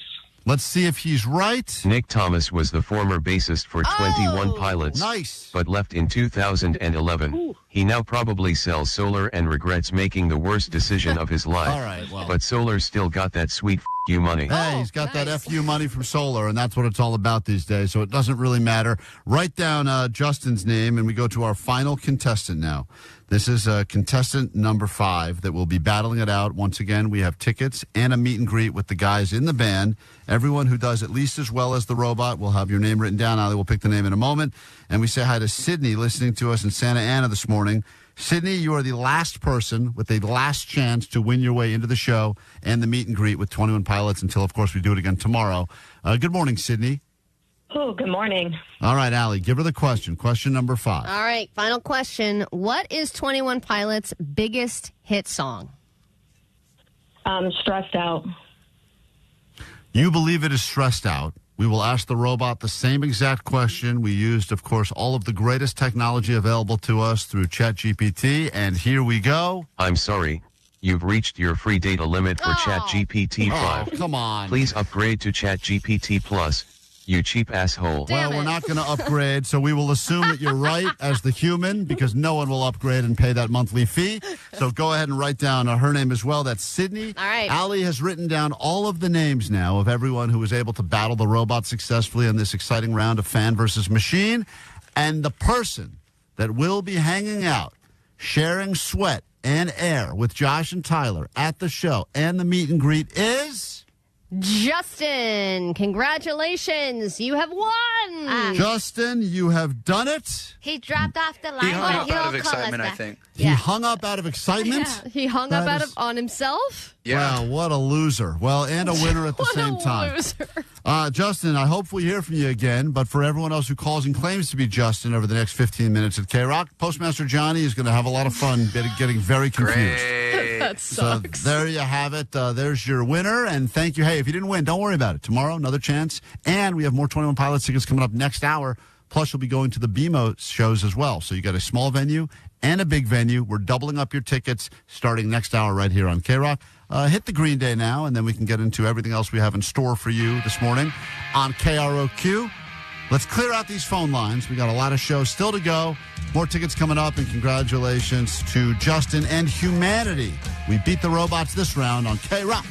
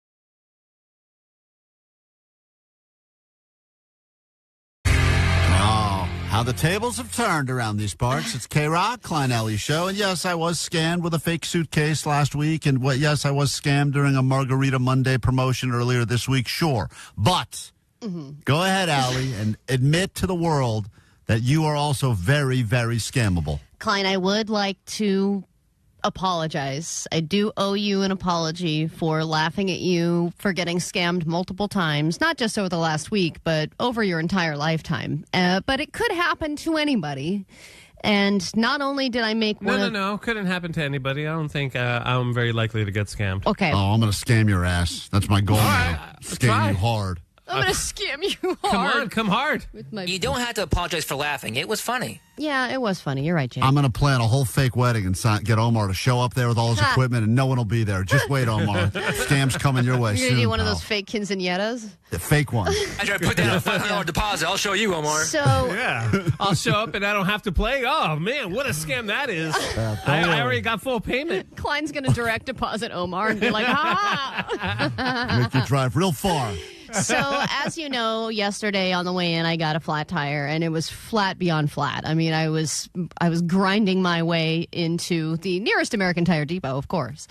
And I thought to myself, man, you know, they have to order the tire. It's not going to be till tomorrow, so I have to get in an Uber. And Ubers at the time, because it was still raining hard, was over $100 to get home. And I was like, God, and then I'm going to have to take another $100 Uber back to work the next morning and then Uber back. It was going to cost a lot. I thought to myself, hey, you know what? Let me see. Hey, but let me stop you right there. Whenever you have that thought of, hey, you know what, is when you should stop and go with your original plan. I know. Silence it. Because whenever you follow that with whatever your plan is, it's always a bad plan. It historically has always been a bad plan for you. Okay, but listen. I thought to myself, maybe there's a car rental place within walking distance. If there is, that's $60 a day. That's way cheaper than taking multiple Ubers that would probably run me $200 or $300, right, over a 24-hour period. And I looked, and there happened to be a car rental place right nearby. Wonderful. And yes, I was walking for 12 minutes in the rain without an umbrella. But still, I thought to myself, this is a real money saver. I don't mind it. I was able to make a reservation on my phone. I walked right over. I walked in. I said, hello. I booked a car. I'm here to pick it up. And they said, great. All we need is to have a physical card to, follow through on this reservation. I said, well, I don't have one. Because I, as you know, am not a physical card holder anymore. I just do everything on my phone. This happened to be a place where they would not take anything but a physical credit card. I couldn't get cash out. I couldn't tell them the card number. There was nothing I could do besides give them a physical card. It's always funny when you try to show a place that has their policy, like, but I'll show you a picture of the card. Yeah. All right, I'll get oh, my God, that call. was me. Yeah, yes. of course. And they nope, not okay. You go, all right, how about this? I will go buy something else across the street showing you that the card works. I will and print then bring out that to you. the version of the card and laminate it and bring it back in here. No. Yeah, they don't want it. They want the card, and that's why society is not fully agreed on they're going completely cardless yet, which is great until you get screwed. In this particular situation is a prime example. So then I decided to take it upon myself to do one more internet search and decide if there's another car rental place near here that does take my money, I'll just do one more check before I cut my losses and call an Uber. I went to Priceline.com. You know it. There's lots of services that you can get on Priceline.com. And then it took me to a third-party website where there was another location from a company that was, again, within walking distance and had a car available. I booked it, and I paid in advance. I can't wait to hear other things because I know it didn't end well for you. And I promise you this was not one of the car rental places that you know the name of that you've heard over the years. This was not a Hertz or an Avis. Have you heard of Priceless car rentals? Priceless? Priceless. It's priceless. Stores can be priceless. Nope, I haven't heard about that one. Priceless, but it kind of looks like... Oh, priceless. Priceless. They're priceless. Like the shoe Because they have place? such great deals. Like Payless shoes? I don't know, man. I don't know the car rental companies anymore. There's a bunch of other ones that maybe I don't know about, and it had the same as they're on a list with Enterprise and all the other big ones. And I saw it, and I said, "What? There's a location on Hollywood Boulevard." Booked it, paid in advance, and started walking over. Another 10-minute walk in the rain, by the way. continue back in the other direction or the same? Farther away. Further. Yeah.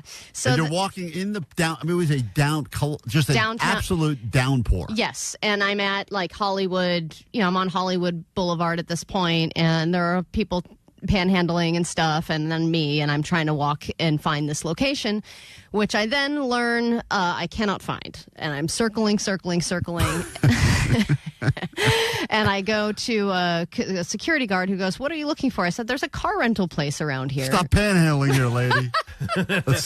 Stop performing, all right? Just take $1. And then he goes, "I think it's around that way." Okay, but it definitely exists, right? He said, "Oh, yeah, it's right around that corner." So I go, "Okay." I go around the corner, and I am at Amoeba Records. And I'm like, this doesn't look right. And I walk in, and I talk to another security guard. I said, "I'm looking for Priceless car rentals." And as I'm saying it, I'm like, I am a sucker. I don't think this exists. And he goes, "Oh, you know what? People come in here all the time asking about this car rental place. It doesn't exist." Oh, man. And I go, "Okay, so there is no car rental place called Priceless Car Rentals." And he goes, "Nope." And I always feel bad, but I have to turn them away and say that is not here, and you probably got scammed. And I then look through my email. I go, "But I have a confirmation email." I call the phone number. Phone number is non-existent, doesn't take me anywhere. It leads me to like a random voicemail. By then, I have talked to Johnny, who saves my ass, meets me at the previous rental car place, puts his credit card down, and allows me to rent a car and get home. I got you, sis. Johnny saved the day. How much do you not care about inconveniencing yourself and others? At this point, I was far enough in it, though, Klein. I was in it. At that point, if I had also wasted hours of my time and paid over $100 for an Uber, it would have all been for nothing. You see what I'm saying? How much did you get scammed? I paid them $64, but I did end up speaking to somebody from 247 Car Rentals, okay, and they called me and they said, "Hey, we want to talk to you about your reservation," and I demanded my money back. And they said, "We don't do that." Right. And I said, "Then let me speak to your manager." And she said, "He leaves at 2." And I said, "That's a ridiculous time for a manager to leave." And she said, "Well, you need to go to this other location to pick up the car." I said, "That doesn't exist either, and neither does this one, and you know it."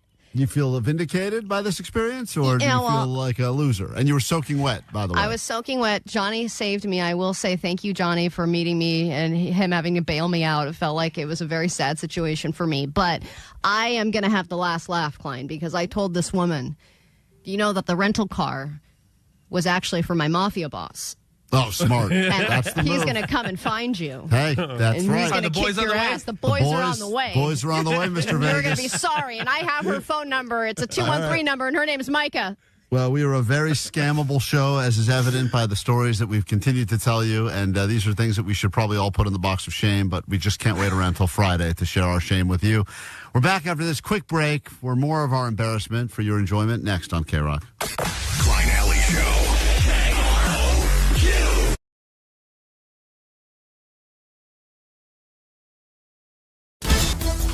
She's got 5 down. The 5th dog is completed. 5 hot dogs and 5 buns. 2, 1. That is time. Time is up. Oh yeah. Allie, hold on 1 second. Hold on. She's got her hand on the tray right now. Man, she does not look good. No. You're watching a clip from yesterday's show, Omar. Oh, sorry. That's it. Shut up. Place your bets. It's our first big celebrity refrigerator. Whoa! Oh my gosh, stop. Is this a planted fridge for our arrival, or is this how it always looks? So I just got back in town, so we had to go to the grocery store. So there's more in here than normal. This is like the fruit drawer, and it seems like this is almost Allie can say that because she's gay. Yeah. She's allowed to say fruit drawer. Rocky Road, vanilla, There's way more than white fruit. chocolate, raspberry truffle. This type of Oreo, the mega stuff. I said, who needs that? When we first started dating, and he was like, what are you talking?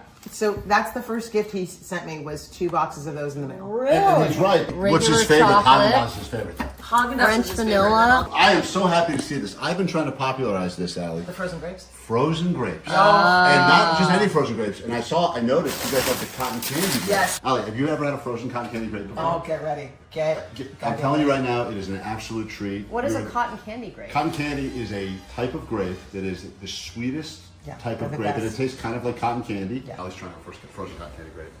It's Kevin Ryder's grape. It's Kevin Ryder's grape. That is fantastic. You know who got me on this? Oh, the OG Allie McKay. Oh, you found it. You found it. His radio badge. What? He's always looking for this thing. It's one of your many radio badges from many companies ago, and it's right here in the fridge. Right. Summer blueberry and lemon, salted peanut butter. Now I'm questioning what this is. There's a pair of pants in there? Oh, there's probably Kevin's cargos somehow got in there. Wait a minute, hold on. He leaves his jeans. Is that I don't know during how that summer? happened. Those should be hanging up in the Radio Hall of Fame. On a 1 to 10 scale, what is the official rating you give this fridge? I think because it's so well stocked and everything's fresh, we didn't find one weird random leftover that was like 6 weeks old. It was full and had a lot of variety. I give it a 9 out of 10. But let's also pretend, not pretend for a second that Kevin Ryder is the celebrity of the relationship. He's not. No. This is your fridge. I mean, look, honestly, I did the shopping, so yes. You guys got a 9.3 refrigerator out of 10. Thank you so much for having us in your home. Of course, thank you. Anytime.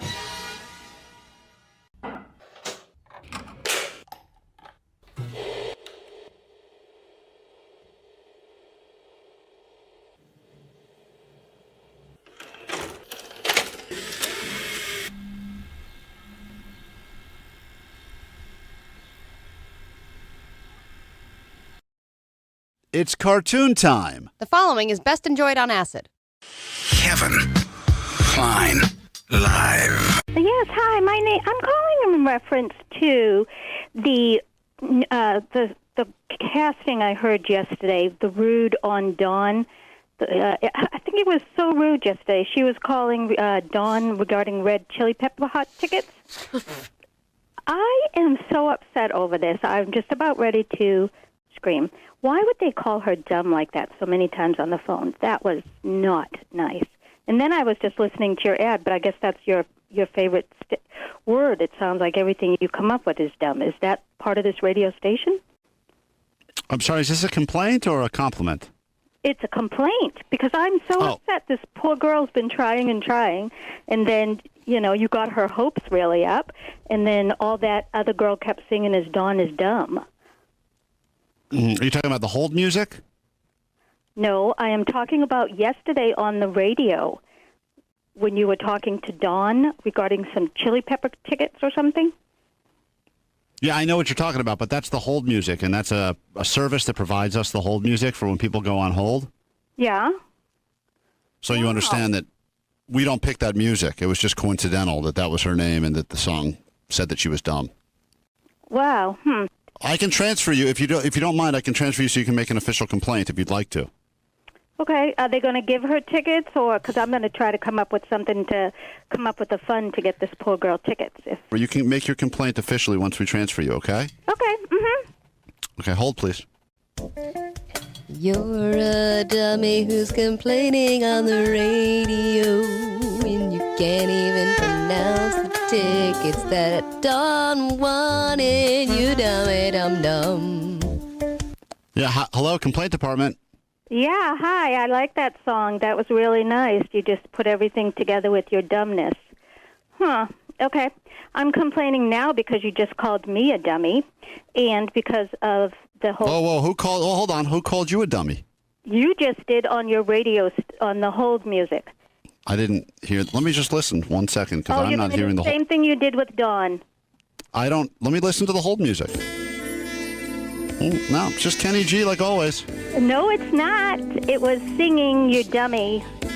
I'm not stupid. I'm a 60-year-old woman, and I can hear. Don't have... you guys are totally rude and obnoxious. Well, hold on. Let me file that under the complaint department. Hold, please. Sure. I didn't think it was possible to find someone so dumb calling us to complain, but we can tell you to F off, because that's what we do. We do. You won't get any tickets. You there? Yeah, I'm there. I don't want tickets. I asked you a question, and who do I complain besides listening to you call me dumb? I didn't call you dumb at all. Yeah, you tell, okay, your radio station, your music that you don't hear, that you're being dumb is the one that's calling me dumb. So that's perfect. Let me listen. Yeah. Let me listen. Hold on. If there's a complaint. I don't hear the word dumb. Are you talking about the saxophone there? Yeah, I hear it. Yep, I hear that saxophone. Perfect. Okay, now who do I complain to besides you? Oh, okay. You want to talk to my boss? Yeah, he's probably going to call me dumb too because you don't really have a boss, right? Well, no, I have a boss. Hold on 1 second. I'll transfer you. You don't understand, do you, that we're even with you? And we're gonna call you dumb, dumb, dumb, dumb, dumb for a long time, for a long time. You should hang up now. Dumb, dumb, dumb, dumb, dumb, dumb, dumb. The boss is not picking up his line. I knew that, and I did record your message, so that's fine too. So you know that I did that because I'm really quite dumb, quite an idiot, quite stupid. Anything else? Whoa, don't be so hard on yourself. No, I won't be. That's fine. I will find out who to report this to, and we'll see who gets the last laugh. Thank you.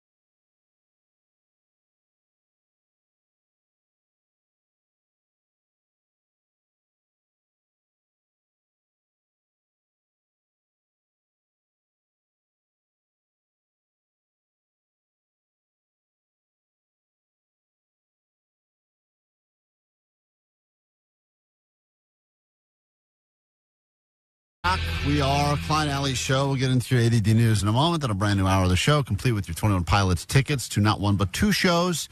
The big one at BMO, that's a sold-out show, of course, gets you into that. And then the private KROQ show, much smaller show, gets you into that one as well. And then we'll find out exactly what happened when Jake was at the bar with Dodgers fans last night. And if any of them are able to successfully complete Take Me Out to the Ball Game, Allie, place your bets on this guy. What's your name? Paco. Paco, big Dodgers fan? Huevo? Hell yeah. How many drinks have you had tonight? Probably I'm gonna say around 7 or 8. Can you sing the entire "Take Me Out to the Ball Game" song? A lot of people have heard that song a million times, and the lyrics are not difficult, but for some reason it seems to still trip people up, and we'll figure out if anyone is able to successfully complete it. These were all people out watching the Dodgers get themselves a nice W last night. Right now, though, let's get into your news on KROQ. Here we go. Grab your Adderall. It's time for ADD News. Well, according to a new study, rich people are not as nice as the rest of us. But there is one man who is rich and nice and local. He is the $2 billion Powerball winner, Edwin Castro. He's local to Altadena, and he is helping out the community after the fires. And word got out that he has purchased a ton of lots in Altadena with the intention of rebuilding them with single-family homes. He purchased 15 lots. How much do you think 15 lots in Altadena cost him? Think about the $2 billion he has. Right, 15 lots, got to be $1 million a lot, I would think. So $15 million, maybe he got a bulk deal, kind of a BOGO or like a Costco-style could deal. Be. He paid $10 million for all 15 lots, and he has already submitted plans for 2 of the houses, and he didn't say he's going to give them away for free or anything. That would be cool. Which would be really cool. But he doesn't want to have a huge markup, and he said that he wants, the people of Altadena to be the ones that he helps. He wants them to be able to afford to, return to their community. He said those are the people that need to be looked out for right now. And he also randomly stated, I want to have kids like yesterday. It's about family. Family is important. So I'll have kids with him right now. I know. I'm like, we will all have kids with you. No problem. If you want kids, we got them. I got a womb. How many billions does he have left? He still must have over $1 billion. I know he's been buying a lot of houses. He's got to at least have a bill, probably interest on that, I would imagine, unless he put it all in crypto, in which case he got crushed. Especially, it seems like he is buying a lot of houses. Like, he was buying houses before the fires even happened. So I imagine just the fact that he's getting into real estate, he'll just continue to build wealth at that point. He's Make a baby in me, rich man. Make a baby in me. Let's go. Pull that clip. All right. Let's talk about bush thongs now. Perfect segue. We've waited long enough. Kim Kardashian's brand Skims is kind of entering goop territory, in my opinion. They've gotten kind of weirdly odd with some of the products that they've been coming out with. There was that one that like kind of covered your whole head. It was like a chin strap that tightened your neckline. Anthony Hopkins did an ad for that, which was strange. But then now there is this whole line of bush thongs. So they are barely their thongs, but then on the front, there's a nice, healthy, non-natural, but they're bush, and you can buy it in a variety of colors, 1970s style. And the tagline... What is this for? Birth control or something? Well, you know, it's funny you mention that because their whole tagline is just, with our daring new faux hair panty, your carpet can be whatever color you want it to be. The carpet doesn't have to match the drapes, whatever. And I'm like, people are going to, if they're having a bad date, or if they want to repel a boyfriend that they are no longer into, all they have to do is put this thing on, and they will run for the hills. Excuse me, there's cilantro in this. That's what I would say. That's one of them. That's one of the choices. But if you're gonna send somebody running, and you want to be like, hey, this is my choice now. I'm going to go full 70s style on the bush. You think guys wouldn't care? So. Guys would not care. Really? Yeah, not going to stop me. Nope. Right through. Nope, not going to stop me. Not at all. You know, it'd be much worse if she's like, I want you to read this book of poetry I wrote. Then I'm out. Yeah, absolutely. But this fake bush underwear, I'm sticking around. Really? Oh, yeah. Wow. All right, Britney Spears came out with her own memoir a while ago. It did very well. Allie, hold on. You're a lesbian. Why don't you give us your thoughts on that? I mean, is that the kind of thing that would deter? Oh, it wouldn't bother me, no. Not at all? No. I mean, I have a preference, but it doesn't really matter. The problem is view if you all were to vaginas equally. Right, but if you were to encounter one of those in the real world with what you got going on, it would be like Velcro. Those would be stuck together. If they got the jaws of life to separate I am kidding, okay? It doesn't look like that giant bush thong.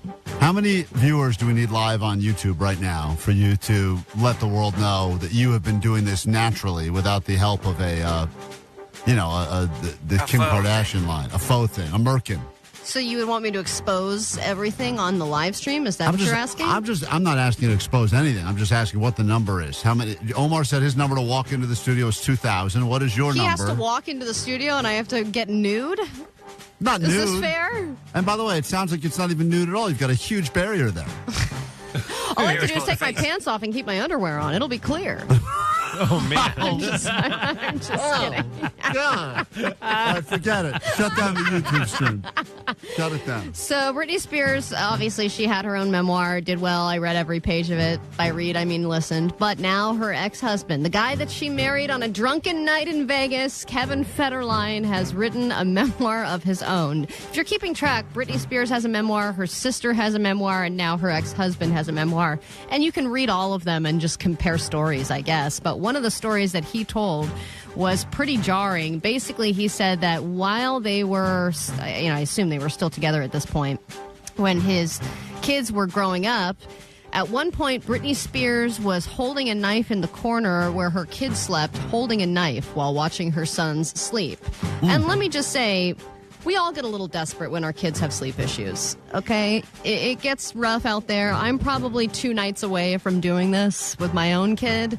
It seems like she just was standing there with a knife, and then he saw her, and she was like, oh, you're awake? And he's just holding a knife, or she's holding a knife, and then she would just turn around and walk away without any explanation.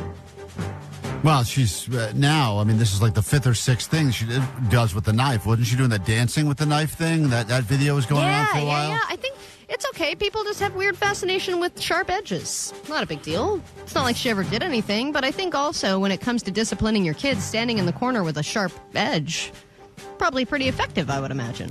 Yeah, that's always good intimidation tactic with your own children. Just I think stand that will in the not corner lead. with a knife. We get into a brand new hour of the show next, and when we do that, we have for you not only double the 21 Pilots tickets, but you will help determine if a relationship stays together or breaks up forever. Petty Claims Court. That's right, you got jury duty coming up, and we will do that starting right now on KROQ. Klein Alley Show. 106.7 KROQ FM in HD Pasadena, Los Angeles, Orange County. This is the world famous KROQ. Good morning. Welcome to your just after 9 o'clock KROQ. We are Klein Alley Show. This is a good hour to be paying attention if you want to go to the private KROQ show at 21 Pilots, or you'd like to go to the bigger show happening at BMO. How about you don't have to decide? You get tickets to both. We'll do that this hour. Just be ready to call when we tell you to. We've got a couple that we're going to meet in a moment. They've turned to Petty Claims Court because they're dealing with an issue, and they need you to become a jury of their peers.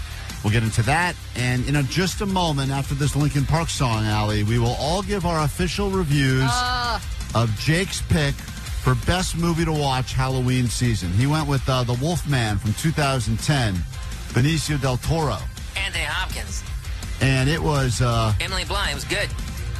I don't even put it in my top 50 horror movies I've ever seen. And I definitely don't even put it in my top 10 wolf movies I've ever seen. But we will get into that with our official reviews because one person on the show backed up Jake. They say this is maybe the greatest Halloween movie ever.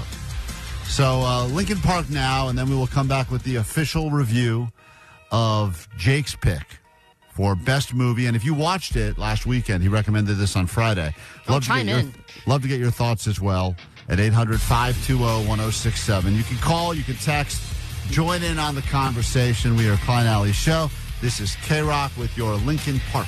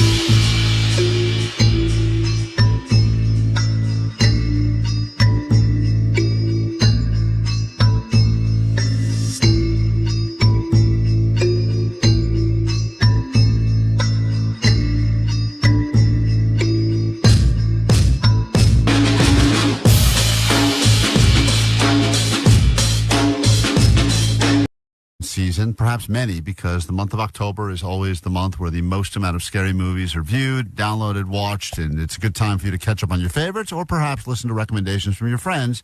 And in this particular case, we listened to Jake's recommendation for the movie that he believes is the best scary movie to watch. And that movie that Jake told us about was The Wolfman from 2010, starring Anthony Hopkins, Benicio del Toro, Emily Blunt is in there. And the score is done by Danny Elfman. And my he best friend.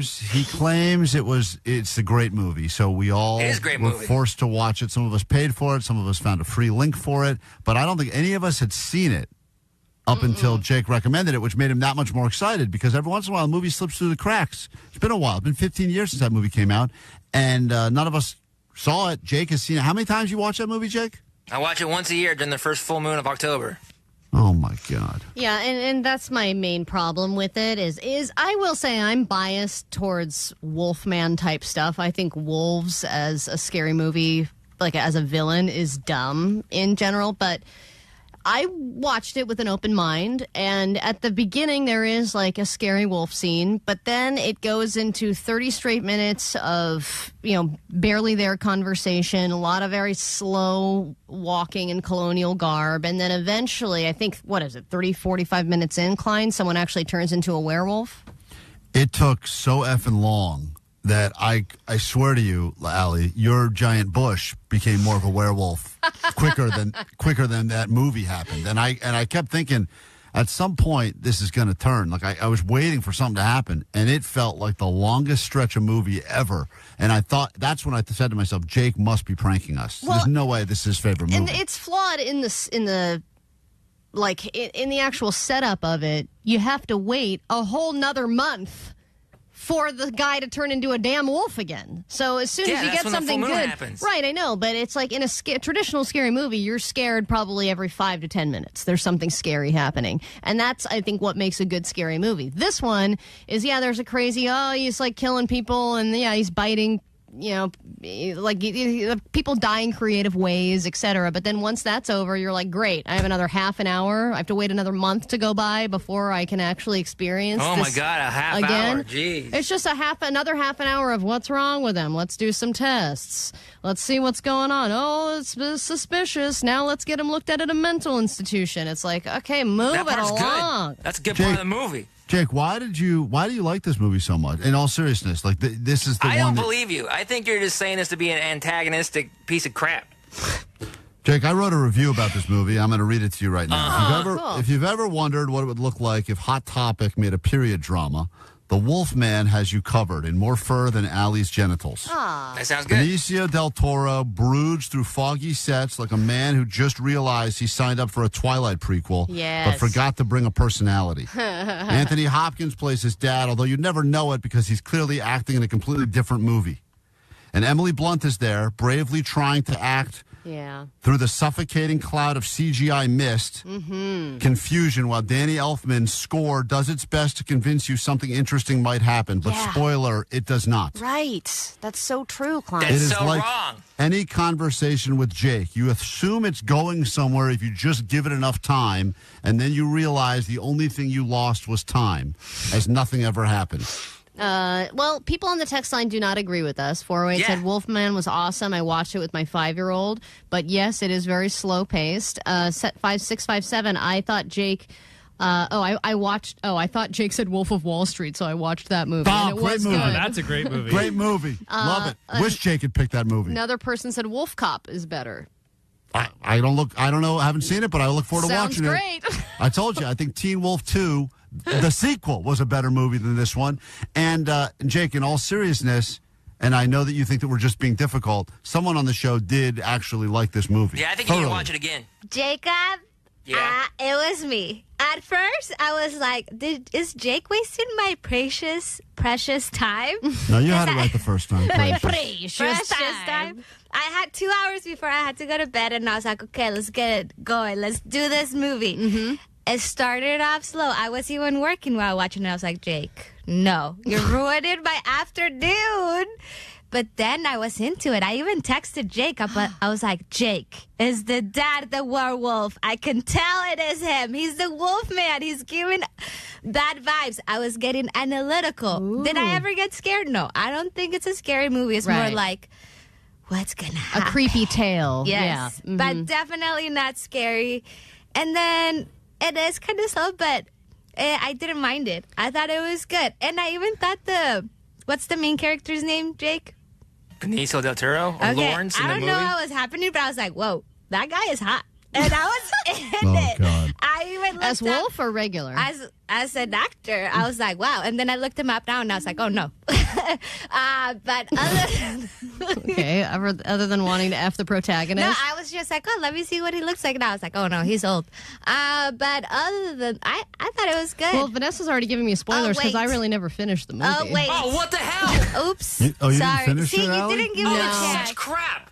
Oh, I lost interest. Well, I was skipping through because I didn't have... Skipping through? Come on, Well, dude. because there was like 25 seconds of a door opening. I was like, I don't have this kind of time. You are making things up. I had to Come on. You promised to watch it, and the end is the best part. I tried. Can I say something about the end? Well, you've already ruined it, so sure, why not? At this That's point, why I don't I'm think it matters. asking. Yeah, go ahead. Allie, are you going to watch it? No, she's not finishing it. Okay. I feel like he needed to live. Why did he have to die? I Well feel said. like he could have he could have just, I don't know, like the curse could have been broken or something. I didn't like that. Well, see, this is what proves my point, is that you guys didn't watch the movie, and so you're I just writing these did. bad reviews to be antagonistic, and it doesn't hold any value. Why are you upset with Vanessa's just asking a simple question I'm about not upset with Vanessa. I'm upset with you and Klein. All right. You guys I are watched lying. it. You're liar. You're liars. The scariest part of the movie was that I was watching on the plane, and a guy asked me what I was watching, and I had to tell him out loud what it was. That's scary. That was the scariest part, and he It's said, like, why don't "Why?" you put on porn like a normal person? All right, we got to take it. That was Jake's pick. Once again, we're all going to give you a pick, a brand new pick you'll get on Friday. I think we gotta watch Wolfman again. No one's watching it again. This is Jake's annual Halloween tradition, so enjoy your Wolf. Now that you know how it ends. Wait, do you and want to hear my begins. review? Oh, yes. Go ahead, Allie. Okay, here it is. That's a scary monster. This is a better Wolfman movie. Shoot him with a silver bullet. You got to shoot that man with a silver bullet. We take a break. That's a strong review right Let's there. release that movie. More show next on KROQ. 21 Pilots will be playing ahead of a 21 Pilots concert. It's part of a big KROQ concert coming up. Huge band. I'm just in love with them. They have very meaningful music, and it always gets me in a good mood. Small club. To me, it just means hope and it just means purpose. And your only way in is to win. Pushing through the droughts, knowing that nothing is impossible. It's a KROQ private show with 21 Pilots.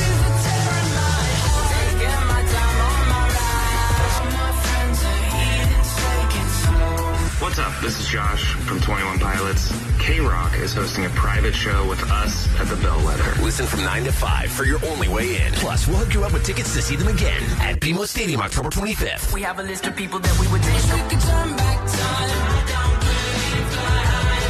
KROQ's private show with 21 Pilots. Courtesy of Atlantic Records and Live Nation. Keep it on KROQ for your only way in. On the world famous KROQ. KROQ.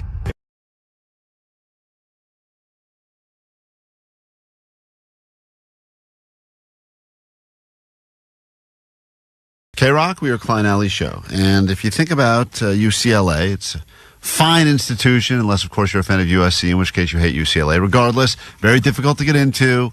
Most people, I think, get rejected. I think you have to have pretty good grades, pretty good test scores, and that's just to be a student there. So imagine the teachers there would be held to an even higher standard. Absolutely. We were all equally shocked and surprised when Postmaster Johnny told us that he was Well, on he casually was like, I have to go speak at UCLA later. And we were like, what?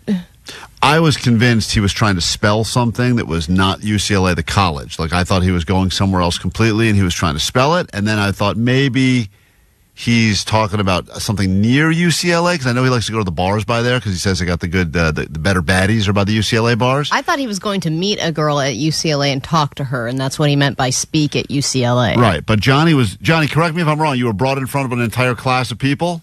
Sir, yes, sir. And you claim...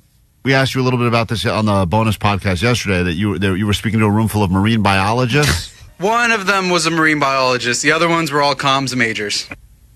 Comms majors? Communications. I know Right. it's been a minute since you guys have been in college, but comms Right. is communications. Right. And you went there for what reason? I thought I was just going to be arm candy, kind of, but then I ended up talking for a whole hour Arm in front of the candy? whole class. You think the teachers and guest speakers bring arm candy? They would have brought me just to be like, hey, this is another kid that's like somewhat of a college age. Like, he's probably going to come along for that. Right.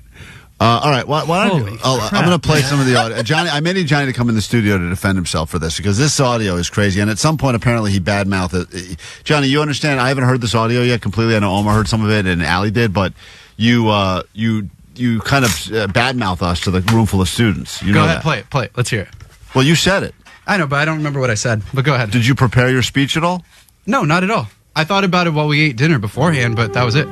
This is Johnny speaking to a class full of 100 students at UCLA. So, just as Jennifer said, attention span is really, really, really short, especially nowadays. We grew up on, a lot of us grew up in the genesis of social media. And I had to kind of teach my coworkers the importance of that. You had to teach us the importance of social media? Yeah, I had to tell you guys. Remember, like, everybody's attention span is super, super short. Yeah, you have to teach us about the genesis of social media. No, I grew up in the genesis of social media. You guys kind of were there. I grew up in the genesis of Sega Genesis. Oh, yeah. That's the genesis. Genesis does.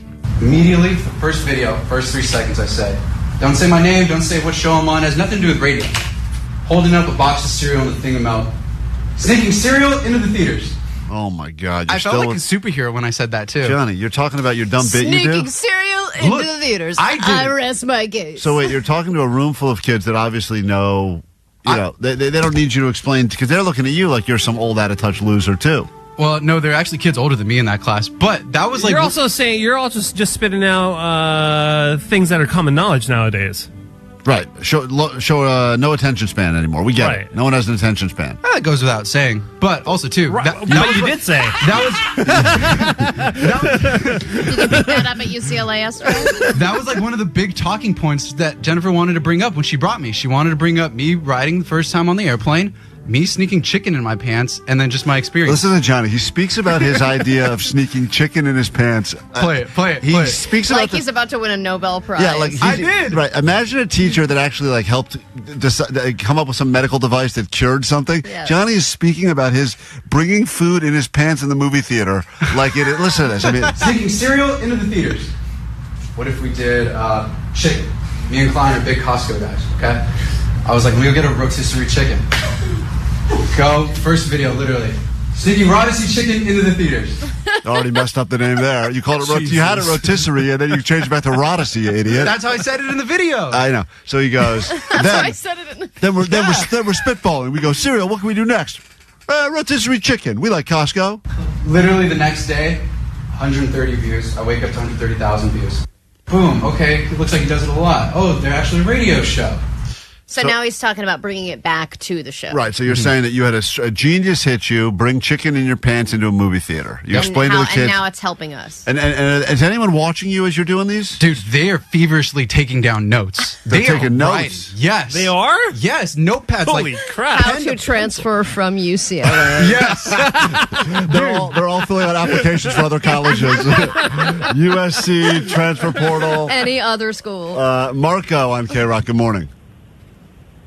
Hey, good morning. Hey, no, that was completely genius of UCLA bringing in Postmaster Johnny. You know how, like, when you have little kids, my theory is when you have little kids, so they're misbehaving, so you take them to, like, the county jail and tell them, hey, if you keep misbehaving, they're going to scared straight them. Yeah, scared straight. Yeah. They basically brought Johnny in. Genius of UCLA. Yeah, they're very smart. Right. They said, bring in this. Drop out. This could be you. As soon as Johnny left, they're like, so that's what happens when you don't go to UCLA. That's a smart school right great. there. All right, here's the speech continues. What's radio? Who's Klein and Alley? It was the stepping stones that took its way to get there. Beautifully said. It was the stepping stones that took its way to get there. Oh, that's because I talked about stepping stones that took its way to get there. Yep, that's a Johnnyism right there. We had to start out sneaking pie. Then we had to do churro videos. We had No, we didn't have to. Yeah, we did.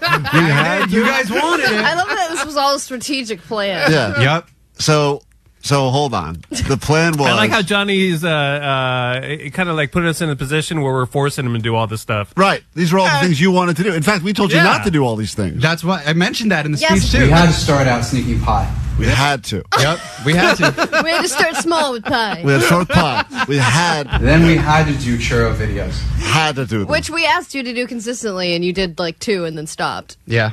Did you tell them that in class? No, because I told him I was setting it up to talk about fellatio salad and how right. that was the That's the end big game. cliche. Yeah, and these were all steps to get to that. Started with pie. We ended at fellatio salad. Yep. Meeting adjourned. Wow, what are we doing here, guys? Seriously. No, he's got a lot to say. Yeah. My job is just to get the eyes, give her an alley-oop so that her and her sales associates could close down and just slam dunk that. What? Good analogy. That is so good. He's the guy providing the alley-oops. Yes. Your job is to give an alley-oop so that yes. Sales can then slam dunk that. Dude, I'm Austin Reeves throwing up an alley-oop to Anthony Davis or LeBron James, and the sales team just slam dunks it. And so that is kind of the dumbest thing we've ever heard. Why? We're all doomed. That is a scary look at the future. Anyway, stay in school, kids. This has been an example of how we use talent in radio. Everything Johnny just spoke about. Oh, boy. We are doomed. I know what they want to see. They want to see us do that like Kendrick Lamar thing was like bing, boom, bam, boom, bam, bing, bang. That's what they want to see, kids. That's what people want. If any educators are listening and would like Johnny to speak at your institution, be it an elementary school, an obedience school, another college, please call. Johnny is available to speak to any classes effective immediately. He's got a whole... who knew he had such a patter down? All the kids are writing down bing, bong, boom. Can you say that bing, bong, boom thing again? I'm sorry. I Write left that off, on the whiteboard, please. I got bong. Bing, boom, bam, boom, bam, bing, bang. How do we spell that, Johnny? Bing that they really understand. It's our bread and butter. It's all we got. All we got. That's all we got, guys. That's it. It's a bread and butter. That's all we got. I forgot what we were talking about right there, but yeah. We're experiencing the same things that everybody else is. Whether it's wildfires, elections, homeless, Allie's son gets sick a lot or gets hurt a lot. So are you just riffing right now? The whole thing is a riff. You're not supposed to stand up there with a piece of paper. I'm going to look so unprofessional. Homeless. Allie's kid gets sick a lot. But yeah, it doesn't seem like you're staying on the topic. Yeah, what is the point you're what making direction here? are you going? Didn't the first thing you said? Are you throwing darts at something? No, that was talking about like relating and connecting with the community. And I was like, we're like the average Joe. Allie's a mom that has a kid that gets sick and hurt too. Oh, that's like, okay, yeah. got it. Didn't you start this whole thing by saying people have a short attention span? You know what's crazy? I think we got a bing, bong, boom. I have thrown a little spice. I sympathize with Allie's long questions because when I get in front of when I'm standing up there, I'm like, I just want to keep talking. And then you're like, what am I saying? I don't even know. There was one time I did that. Anyway, a lot of, the text line is overflowed with comments about this. Johnny, of course, speaking at UCLA. This is just some of it. Like, Allie's son gets sick a lot or gets hurt a lot. So does the mom in Santa Clarita.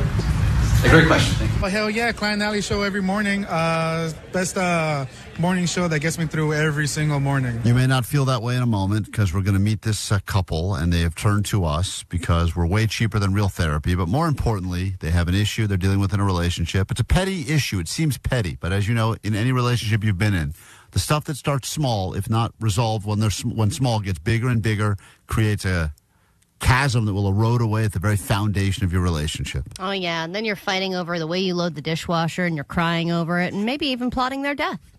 So it'd be much easier as we smash the gavel here to go ahead and let you, a jury of the peers, decide who in this relationship is right and who is wrong. It's time officially for Petty Claims Court. In the legal system, cases are tried from Supreme Courts to small claims court. But what about stuff that's too small for small claims court? This is Petty Claims Court. We're going to meet Evan and Ella in a moment. Evan has put in the claim, and so this is clearly something. Turn this down just a little bit, Vanessa. It's very loud. Evan is not happy with something that Ella is doing, and he's turned to us, and you will determine who's right and who's wrong, and then they will obviously either break up or stay together, but we will decide as a jury of their peers. Good morning, Evan, and welcome to KROQ. Hey, how's it going? What is the issue? First of all, how long have you been with is this your girlfriend? Yeah, it's my girlfriend. We've been dating for about a year. Okay, so that's about the time when the novelty wears off and you start finding the little annoyances in the relationship. You're like, has he been wearing those sweats for 3 days? Right. What's going on there? All that stuff was like easy. You could deal with that first year. It's all fun, a lot of sex. Right. Year 2, it all gets real. So what is going on with your girlfriend before she gets to come on and defend herself? So she gets very upset if I reply to her text messages late, to the point where, let's say I take an hour to reply, she'll purposely wait another hour for her response. And even if it's only 10 minutes, she'll wait 11 minutes. Oh, so you're in like a text off as far as when to respond. And she thinks I should reply instantly, pretty much. So, like, the text messages could be about a variety of topics. Some texts need an immediate response. Some are, I'm on my way home, what do you want for dinner? That needs an immediate response. Other ones are like, hey, thinking about something for Christmas, in which case you've got, in my opinion at least, that's not immediate, right? That is, but she Right. wants them answered. How immediately is she expecting the text response? Like, instantly? Within 5 minutes. And my excuse is that I'm at work and I'm busy. Yeah, that's an excuse that I've given as well. And my thing is that I will read a text message, but then forget about it. And in my wife's world, and I think a lot of women are similar, they want to be in a back and forth conversation with you all day. And if you're not responding in a timely fashion, you are inhibiting that from happening. Okay. So you need to be constantly checking, constantly responding, and responding in detail, I would imagine. But what's interesting is not that he's taking a long time to get back, and he obviously has a legitimate excuse. He has a job. He's at work, right? But it's that she will then passive-aggressively not respond to his response until a little bit longer than however long it took him. Well, yeah, because it's a game, Klein. Everything's a game, right? Of course. Giant game never ends, and you'll never win eventually. She will always win, and this is her way of winning. But as you know, women have a constant checklist that is running in their brain. And they cannot move to like step 2 of the checklist or step 3 until they get the answer for step number 1 because of the smaller, simpler brain. Right, Allie? That's right. We can only handle so many thoughts at once, and we need men to help us navigate our thoughts. Clearly, I don't feel that way. We need you to tell us what to do. Let's bring your girlfriend on to the phone and let her defend herself for a moment. First of all, you understand, this is Ella. Ella, you understand what you've been accused of by your boyfriend? Yes, I do understand. And do you agree with what he's saying is accurate, or is he exaggerating? I think there are some details that are being left out. For one, I know he's watching baseball at work instead of actually doing work. Yeah, I do agree that the I'm at work excuse doesn't really play out. People are multitasking at work all the time. The fact that you're working so hard that you cannot even respond to a text message is a little unbelievable. Well, baseball's more important than work, though, too. Yeah, but it also is interesting that, notice, he said, I'm at work, even if he was watching the game, because for him to say, I'm watching the Dodgers, she would say, that's not, you're now picking that over me, whereas work, it feels like that automatically will win the face-off because it has to. Right, exactly. So, all right, I'm on his side. I understand why he said that, but you believe it's not that he's actually working. He has a type of job where he could respond to you instantly if he wanted to. Is that right? Oh, 100%. I know his phone is on his desk. I know he can see the text.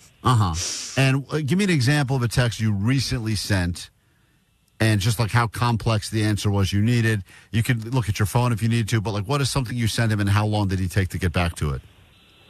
Okay, let me pull up an example. Is that when you're swiping to the left so you can see what times all of that happened?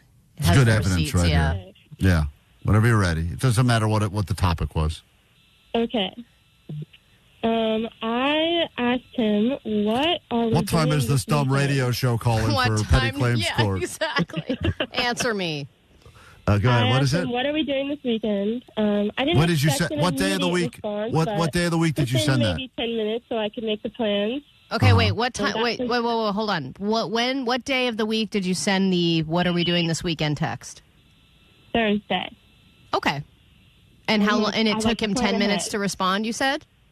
10, 15 minutes. I sent that at 12:05 p.m. And he did not respond until almost 2 o'clock.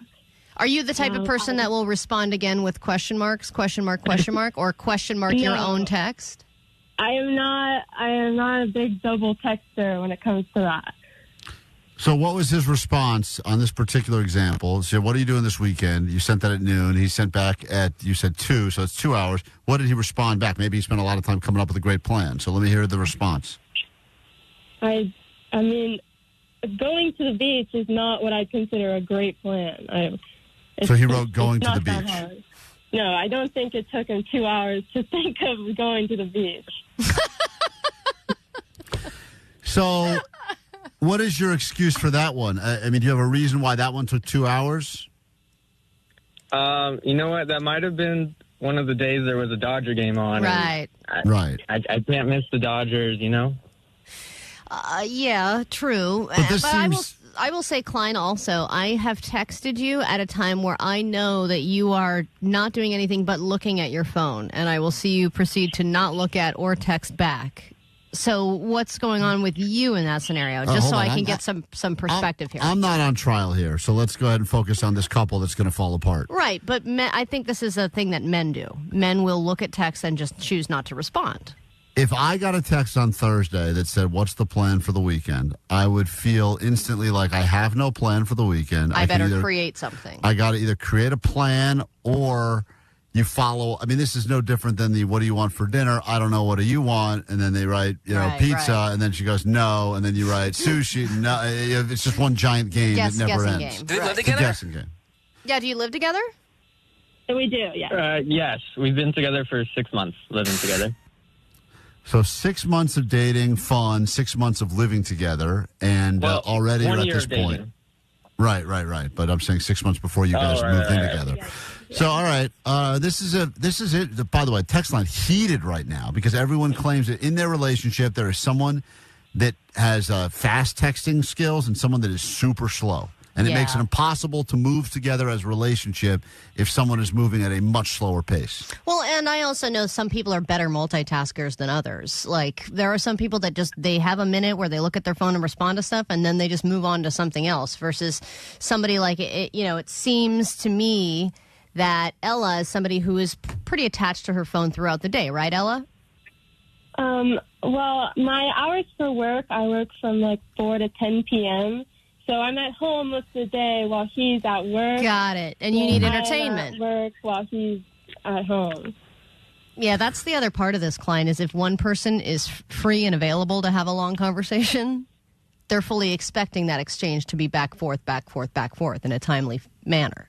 Anything else to defend yourself other than the fact you're a fan of the Dodgers? Because I always do believe that live sports does take priority. This will happen a lot when I'm watching, be it football, baseball, whatever, and my wife will say something like, why don't you just watch it later? And I'm like, this is happening live in the moment. Right. There's no watching it later. Yeah. That doesn't, and, whereas a show, sure, you could go ahead and get back to that later, but live, that's why even if there's a TV battle, I've always argued whatever is live will always have more win importance. out. It should win out because it's, just like we are live right now. If you're in a radio battle, this is more important because we're live.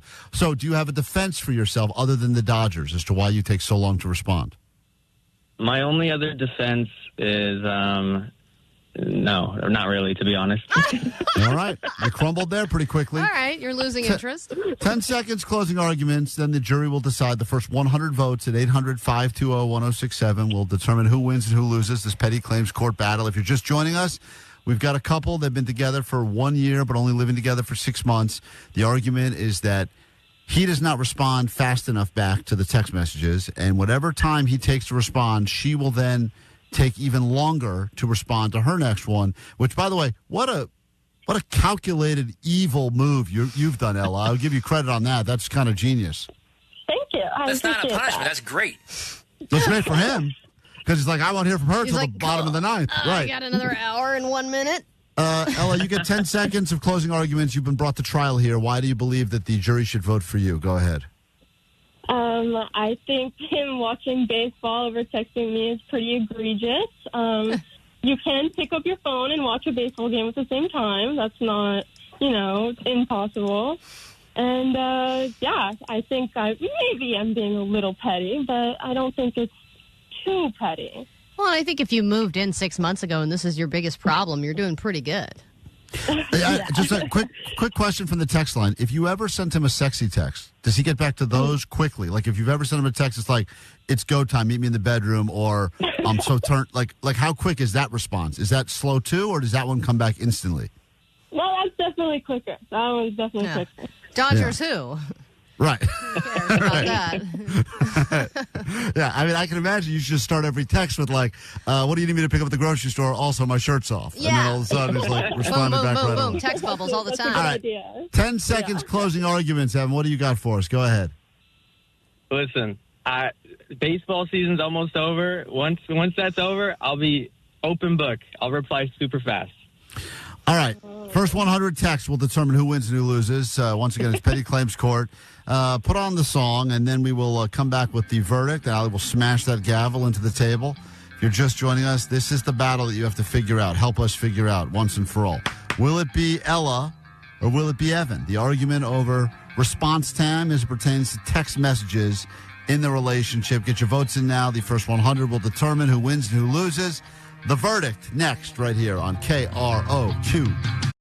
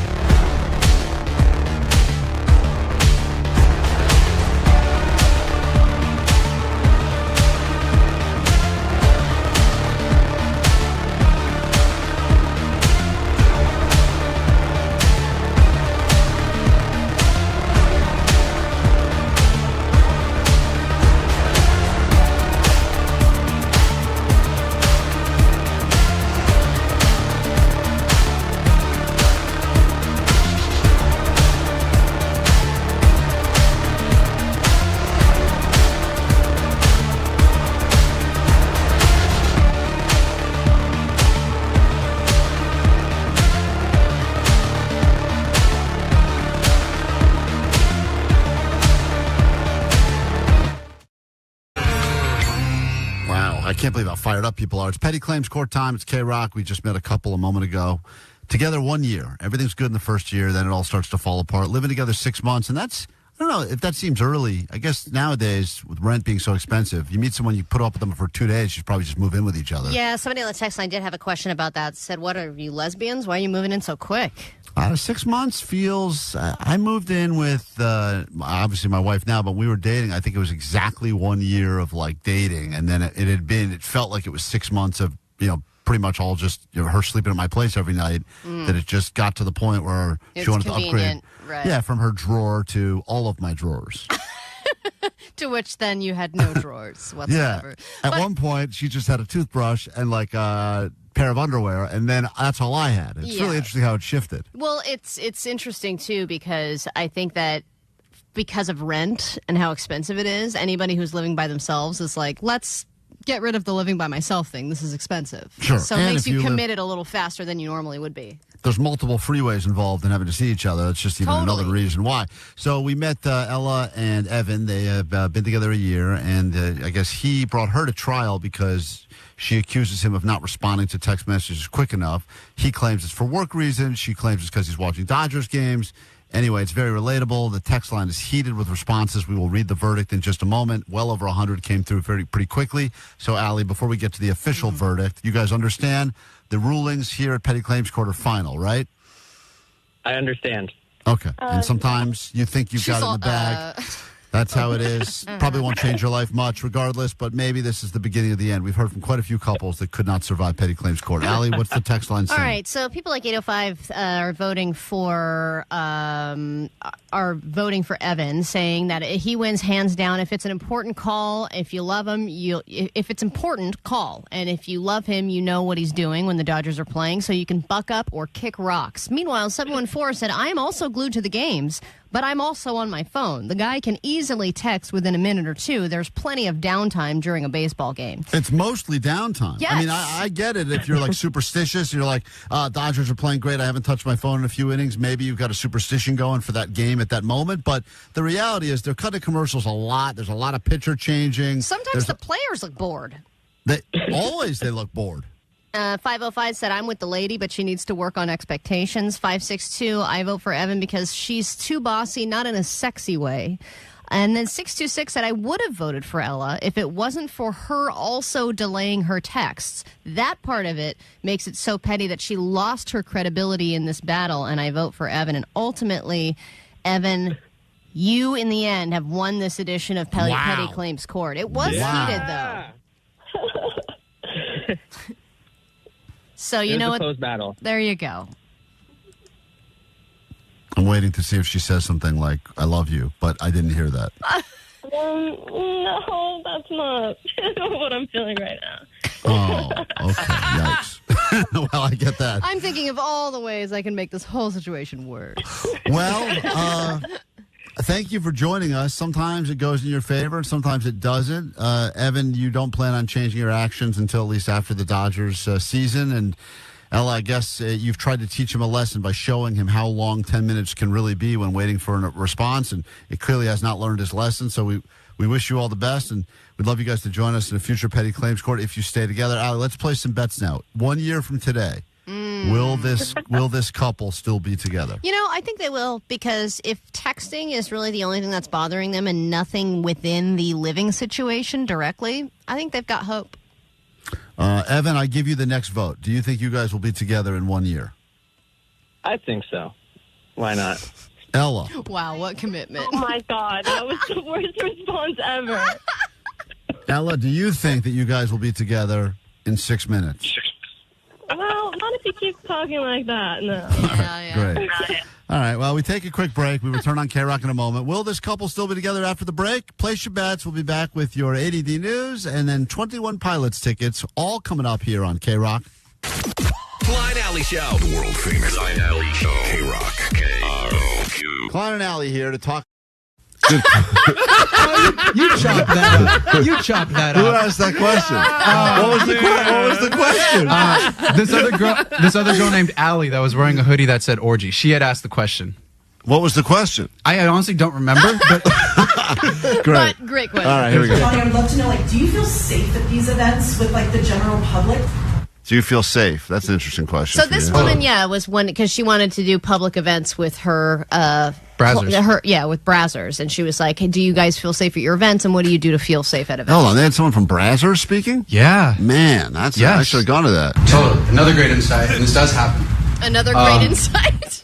Jesus Christ, John. So as a guy, I don't really feel threatened when I meet listeners. Some people are sketchier than others. I'm not going to lie. Some of them have way more crazier piercings. Some of them have crazy colored hair. And some of them just look like they're living in a trailer off of Hacienda. Don't you live? Did you? Hold on, Johnny. Don't you live in a trailer? Yeah, Isn't your hair colored? Yeah. But my hair is a natural color, not like described purple. yourself. Yeah, I know. Yeah. So I had I don't know, rights. this is why I don't the difference between Johnny in his 20s and someone in their 70s is like the weird kids with the purple hair. Yeah, like, exactly. Karina, you're on KROQ. Good morning. Good morning. Hi, what can we do for you? So I'm a special education teacher, and I think Johnny would be great in my classroom. I agree. Hold on one second. Bing bong, bing bong. Yeah, John. That's not teaching, that's just being. Yeah, John. Hey, you got a rhythm with the tism, man. Hold on, are you inviting Johnny to speak or to join the class? Maybe both. Okay. All right, hold on. Get her information. I love it. All right, once again, Keep going. Let's get it going. So, as professionals, we try to really identify, okay, let's not judge a book by its cover. Oh, my God. Johnny is... Did you call yourself a professional? Yeah, I was laughing and I was sneering to Jennifer. I was like, oh, my God, I said professional. As a professional. That's so funny. As a professional, insert cliche here. Yeah. Professionals, we try to really identify, okay, let's not judge a book by its cover, but at the same time, our guards are up. So there's been a time or two where we're in a big parking structure right off Hollywood, and I was like, Allie, let me walk you to your car real quick. Like, let me go with you, right? Like, I think of Allie and Vanessa as kind of like older sister and another older sister. Thanks so much, Johnny. Love that. You could have just said older sisters. An older sister and another older sister. I almost thought mom. I was like, am I going to say mom? But I was like, is he going to say mom? But then you just graced me with another even older sister. What a terrible question. Older and an older, grosser sister. You need to be the dumbest person in every room you walk in. Are you looking in the mirror when you say this? Yes, dude. This is his parting advice for the class. This is his big speech All right, at the end. This is the big speech at the end. Maybe some Braveheart music, Omar, anything inspirational as we listen to Johnny's words of wisdom for the future. He's speaking to a class at UCLA. This is not a joke. I'm not sure how this got accepted. I think that whole school... That is the appropriate music. All right, here we go. You need to be the dumbest person in every room you walk in, especially in this industry. That's what I've learned. You need to be the person that knows the least. I don't know anything. I don't. You need to be very dumb. That's the beauty in learning and the beauty of just being young, too. Not knowing. Nobody knows. What I've learned so far, nobody has any idea what they're doing. You mean you're taking it all in? Take everything. Wait. She's like, how do I translate what he's saying? Play it back. Because he's saying, be dumb. Don't You need learn. to be a sponge. And another thing you really need to do is fail. Yup. Fail. Write down, you must fail. Because you must fail. You can only fail about so many times. You've already hit your limit, pal. Before you hit a success. I did. That chicken video just didn't happen overnight. Yes, it did. That's true, bro. I ate with that, bro. That was so hard, bro. You too can put chicken down your pits, but you have to fail. Yes. I did. That chicken video just didn't happen overnight. It's just what comes to you when you're the dumbest in the room and you soak up what everybody wants to teach you. Yep. These guys that failed a lot, they worked in way more than I could count different markets all across America before they landed here. Don't ever be the smartest, because if you're ever the smartest in the room, you're in the wrong room. You need to be the dumbest. I was going to say, for Fellatio Salad, we could definitely collab with some porn stars. Yes. I mean, that was there we go. That's Johnny. Dude, What a fascinating look into the teachings. Everyone just got a free college course at UCLA. Yes. You know what's crazy? Somebody paid $6,000 worth of quarterly tuition to hear me talk in their class. To hear you say, don't learn anything, just fail. Yes, that's so dumb. Beautifully said. I want my money back. Oh, man. More food has just arrived here. You guys are the worst. Oh, yeah.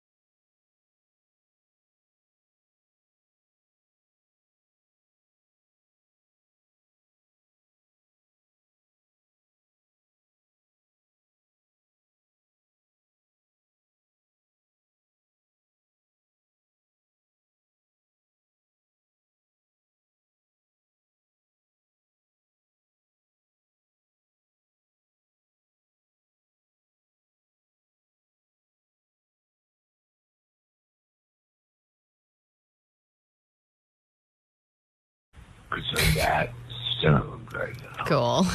So he didn't remember what he was going to say, but the good news is, Allie, he called back exactly 3 hours later and remembered what he was going to say.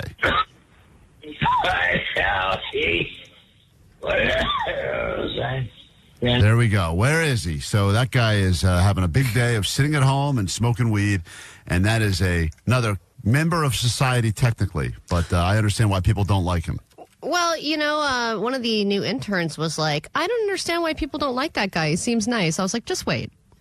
Oh, yeah. He doesn't. Whoever that intern is, they should start a podcast with pantyhose Greg. Oh, my God. Good That'd be idea. amazing. Right? Make it happen. You like him so much? Start a podcast. That's the answer. Let's get into your official ADD news right now on KROQ. Here we go. Let's get into your official ADD news right now on KROQ. Here we go.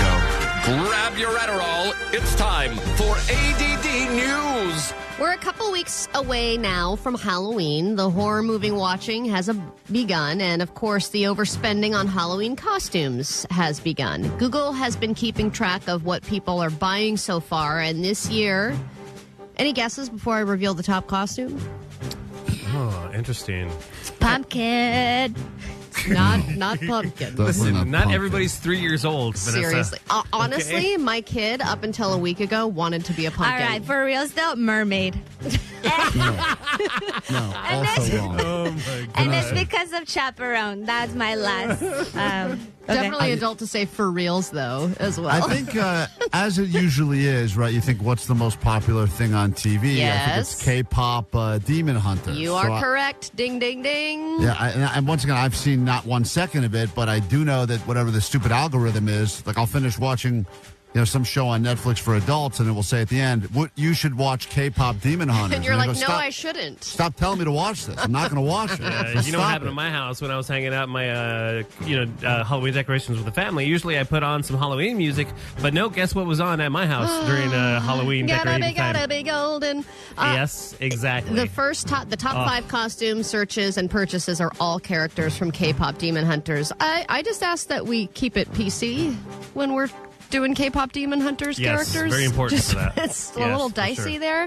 Then it goes into Labubus. You can't go full demon. You go full demon, all of a sudden, people start asking questions. Yeah, don't be demonist. Right. And so then it gets into Labubus. Then it goes to Chicken Jockey from Minecraft. Then it goes to Wicked. Obviously, that's going to be a thing again this year. But then it was weird to see Hamilton is still a thing. Hamilton? That's in the top 20 still. That must have been a on-sale costume. Seriously. Like a remainder 20% off from previous years.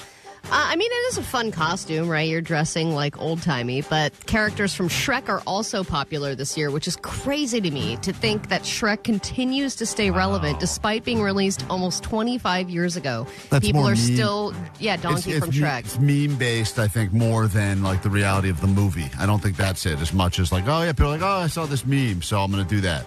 Yeah, and I think that's why Minions are always going to... like, if you go to a spirit store, it's all Minions, Squid Game, and it was SpongeBob. Those were, like, the biggest ones that I saw. And I was like, am I in a spirit store from 10 years ago? What's happening? My wife and I came up with a pretty genius costume if you want to embarrass your teenage son or daughter.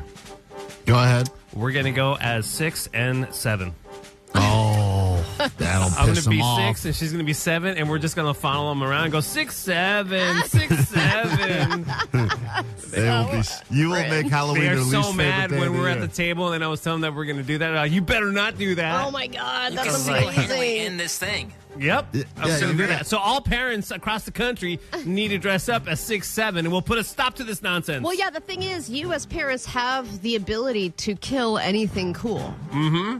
If That's you right. start doing it, saying it, adopting it in any way, they will run for the hills. So you have the power to change the 6, 7 We got to crap. do this. We got to make this a thing. Okay, so the fact that the Hamas hostages are being released is pretty incredible. People have been waiting over 2 years for this to happen, for people to see their loved ones or at least bury their loved ones. I know this has been a long time coming, and so many innocent people have died through this whole ordeal, and it's still a dicey situation because Hamas often says one thing and then does another, but they have already released some of the hostages. Some of them are recovering at a hospital in Tel Aviv now, but there's one problem. They just announced one of the bodies they turned over isn't a hostage. It's just another person entirely.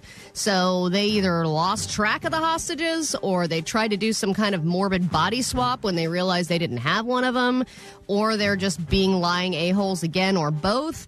But it's like, what do you even do in that situation? Like, now you have a body that's doesn't belong to anybody. It's like you can't just send it back like you got the wrong order at a restaurant. Like, you have to figure this crap out. It's super complicated. I saw a fascinating story about this where a girlfriend whose boyfriend was a hostage for 2 years. He was released. She, I believe, got into a new relationship. Oh, damn. Wow. Because it had been 2 years, and at some point you're like, I don't know if they're ever going to Well, and they were all pretty young, right? Right. A lot of them, they're at the music festival. They were young. So then the guy gets released, and then I just always wonder if you're in that situation, right? And maybe it's not a hostage situation, but you don't think you're going to either see the person again, or perhaps they've been deployed for a long time. Or it's traumatic and you're trying to move forward, right? You're trying to have a semblance of a normal life. Yeah. I mean, I wouldn't blame that person. I'd be like, but I would also be like, I'm back, so. Right. Well, if you're missing a body, it's apparently somewhere. Yeah, someone just claim in the Middle East. Yeah, come and claim it, I guess. It's just a complete mess. All right, this year, the food trend is all about adding protein to things. Pancakes, coffee, you name it. Uncrustables now has a line of protein-packed sandwiches, and now Pop-Tarts has hopped on the protein train. They are releasing 3 new protein-heavy Pop-Tarts. You've got Slammin' Strawberry, Boostin' Brown Sugar Cinnamon. I love the names. And Bumpin' Blueberry. Bumpin' Blueberry. You got to get down with that. With 10 grams of protein, but as we know from Wolves of Glendale, it's got to stop. Stop putting protein in everything. Stop putting protein in everything. Just let a brownie be a brownie. Does a pancake really need protein? No. Really need protein? No. Potato chips really need protein? Just get your protein from chicken Arby's. It's funny because when in the song, they were joking when they said, does a Pop-Tart really need protein? And now it does. The people at Pop-Tart were like, that's genius. What are we doing? Someone create Slammin' Strawberry right now. These guys' movement is not really taking off. Yeah, No. nobody's listening to them at all. For a while, as you know, they were trying to flame everything, and that's the new food trend. They've moved from flaming everything to everything has like 50 grams of protein in it. So everyone's going to be walking around all... protein. That's what we need. Yeah, that's what we need. That's the future. Flamin' protein. Just to put your a-hole in jeopardy completely. Yeah, that is going to make Jake explode. Jesus. Orange County. This is the world famous KROQ. Good morning, and welcome to your bonus hour and or your bogus hour. If you are DJ Omar Khan, we are Klein Alley Show KROQ, and yes, you've been waiting for more tickets to 21 Pilots. We have them for you to not one, but 2 shows. You will see them at the KROQ private show, and then again at the BMO show. That will be happening this hour. And also, we'll find out if drunk Dodgers fans at a bar were able to successfully sing the world's probably most popular song, Take Me Out to the Ball Game. Not a difficult song, but place your bets on drunk Dodgers fans. Will they be able to correctly sing the very few, I think it's like 1 verse, maybe 2, I guess, Allie, right? I mean, if that. Is it even verses, or is it just a little ditty? You know, it's pretty short. More of a jingle, really. Yeah, like I don't think of jingles as really having verses. We'll get to that because it was a fascinating social experiment, and this was as the Dodgers were winning the game, so that'll be coming up this hour on the show. And, of course, lots of other stuff as well. So just keep on listening to KROQ or watching us as we are streaming on YouTube as well. That's right. You can see what these faces look like and go, wait a minute, that's not what I thought they looked like at all. You can also see that and say that if you go to our Instagram at Klein Alley Show. Let's kick off this hour with, well, let's see here. There's quite a few Goat Line calls, but I won't play them now because we're going to get into the Linkin Park song. So we'll do that. Nice. Trigger finger Vanessa today, getting a little... Oh, my God, I thought that was my cue. No, cue's all off today, but that's okay. We'll figure it out eventually. We're doing great. And then I'll be back in the KROQ studios as the good Lord intended. Hey, look at that. It's KROQ.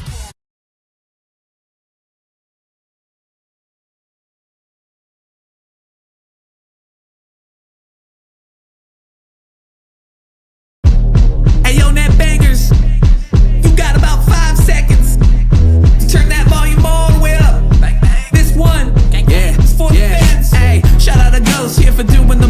let's toast this West Coast radio morning show. I don't know if I chose this life or if it chose me. Either way, we going live with Klein and Allie. Yeah, we all down and kick it. If you're feeling lost with your life, well, you found your ticket. We in the chat feeling the vibe, ain't no sound of cricket. Don't even think of blinking twice, cause you're bound to miss it. This is the chance, say it with pride. We are the net bangers, net bangers, net bangers. Ha, ha. Net bangers, net bangers, net bangers. Ah, ah. Net bangers, net bangers, net bangers. Ah, ah. Net bangers, net bangers, net bangers. I'm a young Gambi on the MIC.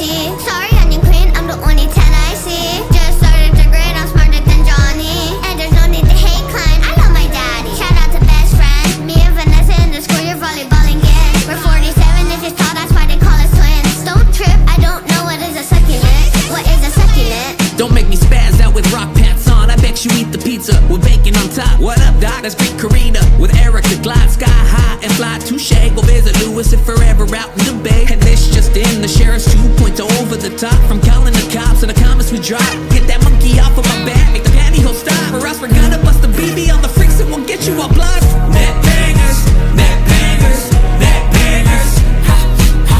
Net bangers, net bangers, net bangers. Ah, ah. Net bangers, net bangers, net bangers. Ah, ah.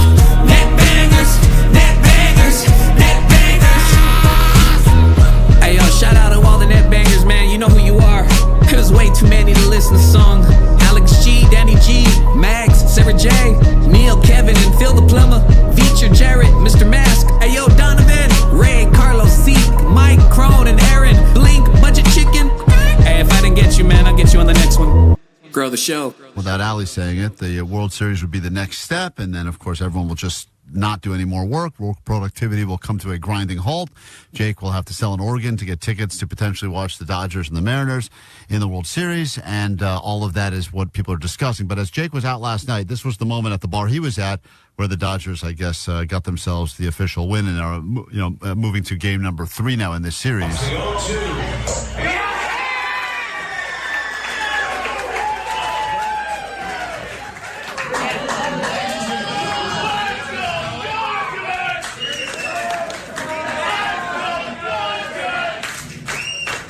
It's always nice when the bar decides to join forces, being drunk and, on the same page for the most part. Jake, was the bar all Dodgers fans? Was there anyone there?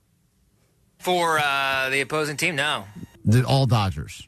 Yeah, I mean, it's like a Dodgers bar, yeah. Or don't care. Some don't cares, right? There's maybe a few people who didn't care, but for the most part, everybody had a Dodgers hat on or wearing gear. So Jake went up to these people, these fine people that were just trying to have a beer in peace and watch their Dodgers win a game, and he said to them, do you know the lyrics to Take Me Out to the Ball Game? And before they take a shot at it, Allie, I'm going to let you hear these people, and you just have to vote on whether or not you think they're able to get through a pretty simple song, a song that we've all heard a million times, a song that we've all, if you've gone to any game at all, at Don't any they sing stadium, this at a certain inning? Yeah. The 7th inning stretch, is that part of it? Right. Yeah, that's okay. Of course. And it doesn't matter what ballpark. So even if you grew up not in L.A. or you've gone to games outside, this song is almost forced into your brain. We're brainwashed to, Cracker Jacks and Peanuts and all that other crap. Like this in the Pledge of Allegiance. This is, I would argue, more. The official song of baseball. So this is the first guy that took a shot at it. What's your name? Brant Besseril. Brant, big Dodgers fan? 100%. Come with my boys all the time right here. We came last year, and we took it home. Hell yeah, you did. How many drinks have you had tonight? 3, 4 pitchers. That's a big shift right there. From 4 drinks to 4 pitchers. Now, I don't know how many guys he was with, but when I offered to buy Jake a drink one time, he said yes, and then the drink he picked was a pitcher. Don't even. For himself. It was your idea. He picked a pitcher for himself. God damn it. Real drinkers count in pitchers. So 3, 4 pitchers, right? 4 pitchers, yeah. Can you sing the entire Take Me Out to the Ball Game song? All right, before he starts, Allie, do you think this guy who has had 4 pitchers of beer, but is a lifelong Dodgers fan, will be able to sing the world's simplest song? No, I think he's going to get through the first 5 seconds, and then he's just going to be mumbling. Okay. So you think that's going to be his move if he doesn't know the lyrics? I think he's going to mumble it over, yeah. All right, let's find. You think no. Omar, you haven't heard this yet. You think he's going to be able to do it? I think he's going to get to the buy me some peanuts, and then he's going to forget about Cracker Jack. All right. That's probably it. To me, that's the product placement in the song. That's probably the only thing I remember. But let's find out what the guy says. Here we go. This is Brant. Take me out to the ball game. Take me out for some crackers. Oh, no. What? He did that not would be make a it horrible very date. Take me out for some crackers. That must have been because he was looking at Jake, the white guy. That must have been why he said that. Something like that. I don't care. Something about peanuts, right? I don't care. Something about peanuts. So we're not off to a great start. It's an easy song. It should be. How do you think this guy's going to do? Let's meet the next guy. This was all people at the Dodgers bar that Jake ran into watching the game. What's your name? My name's Rockin' Bill McClure. Rockin' Bill. Yep. Are you a big Dodgers fan? There's not one normal person at Jake's bar. Everyone is just a different level of weird, right? I mean, it sounds like a Simpsons character. He sounds like all of them rolled into one. My name's Rockin' Bill McClure. It's Rockin' Bill. Rockin' Bill. Yep. My friends call me Duff Man. Are you a big Dodgers fan? I can't believe Jake didn't have any follow-ups about his name. Yeah. All right, moving on. Yeah. That's on par for that place. Yeah. But also, that's typical Jake. He's got a mission, and his mission just cannot be interrupted. I mean, this guy, in the middle of the conversation, could have taken his pants off, and Jake wouldn't have even commented on it. Yeah. What's your name? My name's Rockin' Bill McClure. Rockin' Bill. Yep. Are you a big Dodgers fan? Yeah. I mean, I'll take Dodgers, sure. Can you sing the entire "Take Me Out to the Ball Game" song? All right, you think this guy's got a shot? I think he's going to confidently say the wrong lyrics. With confidence, but not the right lyrics. Yeah. There's only like 25 lyrics in the whole song. There's not that many. I think he's a guy who remembers it differently than most people. Seems like his brain is just wired differently. Anyone voting for Rockin' Jim McClure, or is everyone voting against him? Rockin' Bill McCure. Excuse me, Rockin' Bill. I think this guy is like a lead singer of some crappy band, and he fancies himself a singer, and I think he knows the lyrics. Wow. And he doesn't seem too wasted to me. Maybe this could be his big break. Let's find out. Take me out to the ball game. Take me out to the... the what? I don't know. Whoa, wow. That's as far as he made it. To the what? You shut up. You say about my wife? Then he punched them. And people in the crowd tried to help him through it. It still did not go great. This is, of course, Rockin' Bill McClure. Take me out to the ball game. Take me out to the crowd. Brother and Cracker Jacks. I'll never come back. Oh, man. That's what the bartender said. I mean, obviously, I'm very athletic, so you can tell that I'm very athletic from my build. Was he a big fat guy, Jake? I mean, he's not the most toned man in the world, no.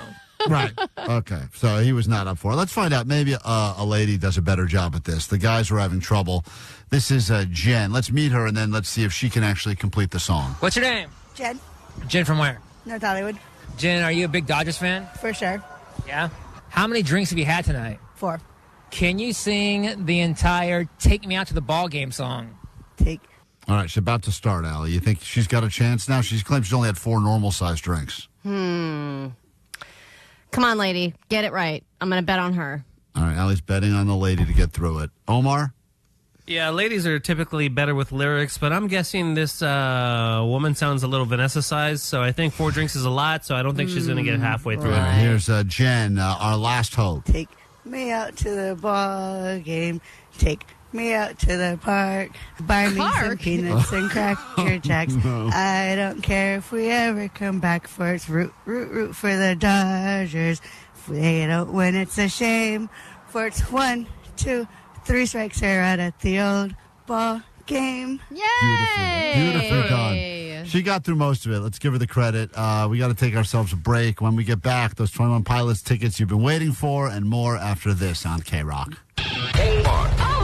21 Pilots will be playing ahead of a 21 Pilots concert. It's part of a big KROQ concert coming up. Huge band. I'm just in love with them. They have very meaningful music, and it always gets me in a good mood. Small club. To me, it just means hope, and it just means purpose. And your only way in is to win. Pushing through the droughts, knowing that nothing is impossible. It's a KROQ private show with 21 Pilots.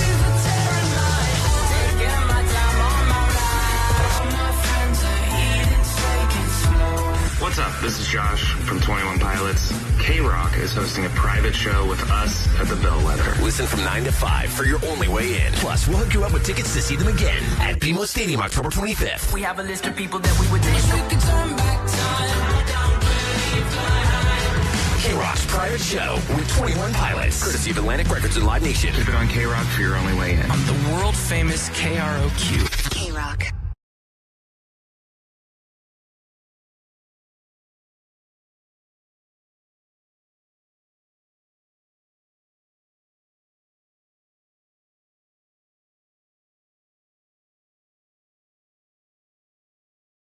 Klein Alley Show, about to start drinking some tequila in here with Mr. Suave Agave. It was nice enough to come in, listen to the show, heard us talking about tequila. Said, look, he can school all of us on good versus bad. And Cinco de Mayo just so happened that we were going to have him come in Monday regardless. Just so happened it seems like a theme show now. Yeah. And also, we should point out Vanessa had a birthday over the weekend. We all forgot it, except Allie. She remembered but didn't send a text. That's right. Which is even more messed up than forgetting altogether. Not more messed up. Vanessa was going to be blindfolded for this tequila taste test. But the sad part is we didn't even have a blindfold, so she had to take Jake's dog's I don't mind Kibby. bandana. Well, that's a byproduct of Jake and his smells. Yeah. Okay, but wait, but Put they're the blindfold on. Okay, question. Do I still need to do it? Because, like, they all look the same. You don't need to do it, but you still need to do it. I think you need to be blindfolded. I know, they all look the same. same. Fine. I just want to, Mr. Suave Agave, these are all Blancos we're drinking today, right? These are all Blancos, okay, yes, absolutely. There's a lot of different categories, tequila, and usually when you start getting to the real expensive ones, you're like an anejo, something like that, right? A darker tequila. These are all kind of, and not that you couldn't have an expensive Blanco, but usually there's other styles are more expensive, right? Absolutely, yeah. Blanco, you could actually technically age a Blanco up to 59 days until it turns into a Reposado. So you could have a Blanco that's still aged in a bourbon barrel and all that. What's the most expensive tequila you've ever tasted? What does that go for? There's a brand called Fuente Seca, and that's a 21-year aged extra añejo. Right. That one goes for about $1,400 or so. Yeah, not bad. And that's what I was going to bring you. I know. Well, you should have, but you didn't. I like Vanessa in the blindfold. All right, so we're going to try. We have 4 tequilas here. One of them is bottom of the barrel, bottom shelf, and one of them is a. She's holding her hands like she's going to pour it in her hand. Oh, we got to pour it in got her her mouth. hand out. All right, and Vanessa will get hammered at the end of this as well. So the next hour of the show is going to be one of I'm those. seriously so scared. You know when you've been hungover from tequila? Yeah. Like The smell, it reminds you of that. Is that what you're saying? Hey, And after one drink, you get over that. Omar, play the volleyball clip. I want to ask you, Mr. Suave Agave, what type of tequila do you think she was on when she said this? Okay, volleyball. Now, if you really know your tequila, you would know how much tequila she had when she was flirting with a volleyball. Sounds like a Cuervo. Cuervo. Yeah, that's what it does. Yeah, that is absolutely. correct. This guy's real deal. We had people that called in when we said he was coming in. We had people that were going. Sweet Dips, guys. I was just calling because I've heard your 429 show, and I have to say that Mr. Suave Agave, he is legit. He's legit. Mr. Suave Agave is legit. So here we go. He's our tequila expert now. Perfect. We're ready to go. All right, Vanessa, whenever you're ready. Cheers, bitches. Tequila number 1. Are we all cheering? I need to know that you're in this with me. We're all cheersing you, definitely. You totally are. Are we all cheering, she said. It's just the best. Yay. Yeah, we're all throwing them back. Woo! I'm not going to throw. I'm testing. Now, You're testing. we're going in order from left to right? Left to right, yeah. Tasting number 1. Yeah, we're going to go tasting number 1. I'm not just sipping. Vanessa looks like she's sitting on a high chair, by the way, on the video screen. Got her booster seat, yeah. She looks All like right, now come to the airplane. It looks like a child that we're trying to give medicine to. I actually wanted to make sure I do need to check your ID before I serve this. I'm so sorry. I'm 34. You probably should. Check it out. All right. You want to put this in a bottle, Vanessa? Go ahead. No, throw it. okay, I did it. Is that number 1? So you're off to 2. Number 1. She just did number 1. You Oh, guys she already did number drank 1? one. Yeah, Hold on, let's here we go. go. That's all hard to dive keep in. up with Vanessa Oh, already. yeah, no, she's already. She's We're going just well. going boom, boom, boom. All right. 1 is down the hatch. All right, we're One going is down. I took a sip. Okay. Oh, you're not throwing these down like shots? No, I I'll did. die. Of course, you have to. And by the way, I noticed these are all warm. Yes, you want to do a tequila at room temperature. You don't want to do it chilled. Really? When you do it chilled, it actually nullifies a lot of the flavor. That's good advice. Which is the reason why people drink it chilled. So it's like, it's not so strong. I don't need a lime. Right. Oh, interesting. But you would agree that the tequila is the most fun type of drunken person can get. Oh, you better believe it. Oh, All right, number 2. Oh, well, here she goes. She's already. I'm not saying I'm drunk, but I feel it. Vanessa is like a hammered baby. Thoughts? Vanessa, thoughts on 2? It's just getting 2 milk is drunk. really sweet.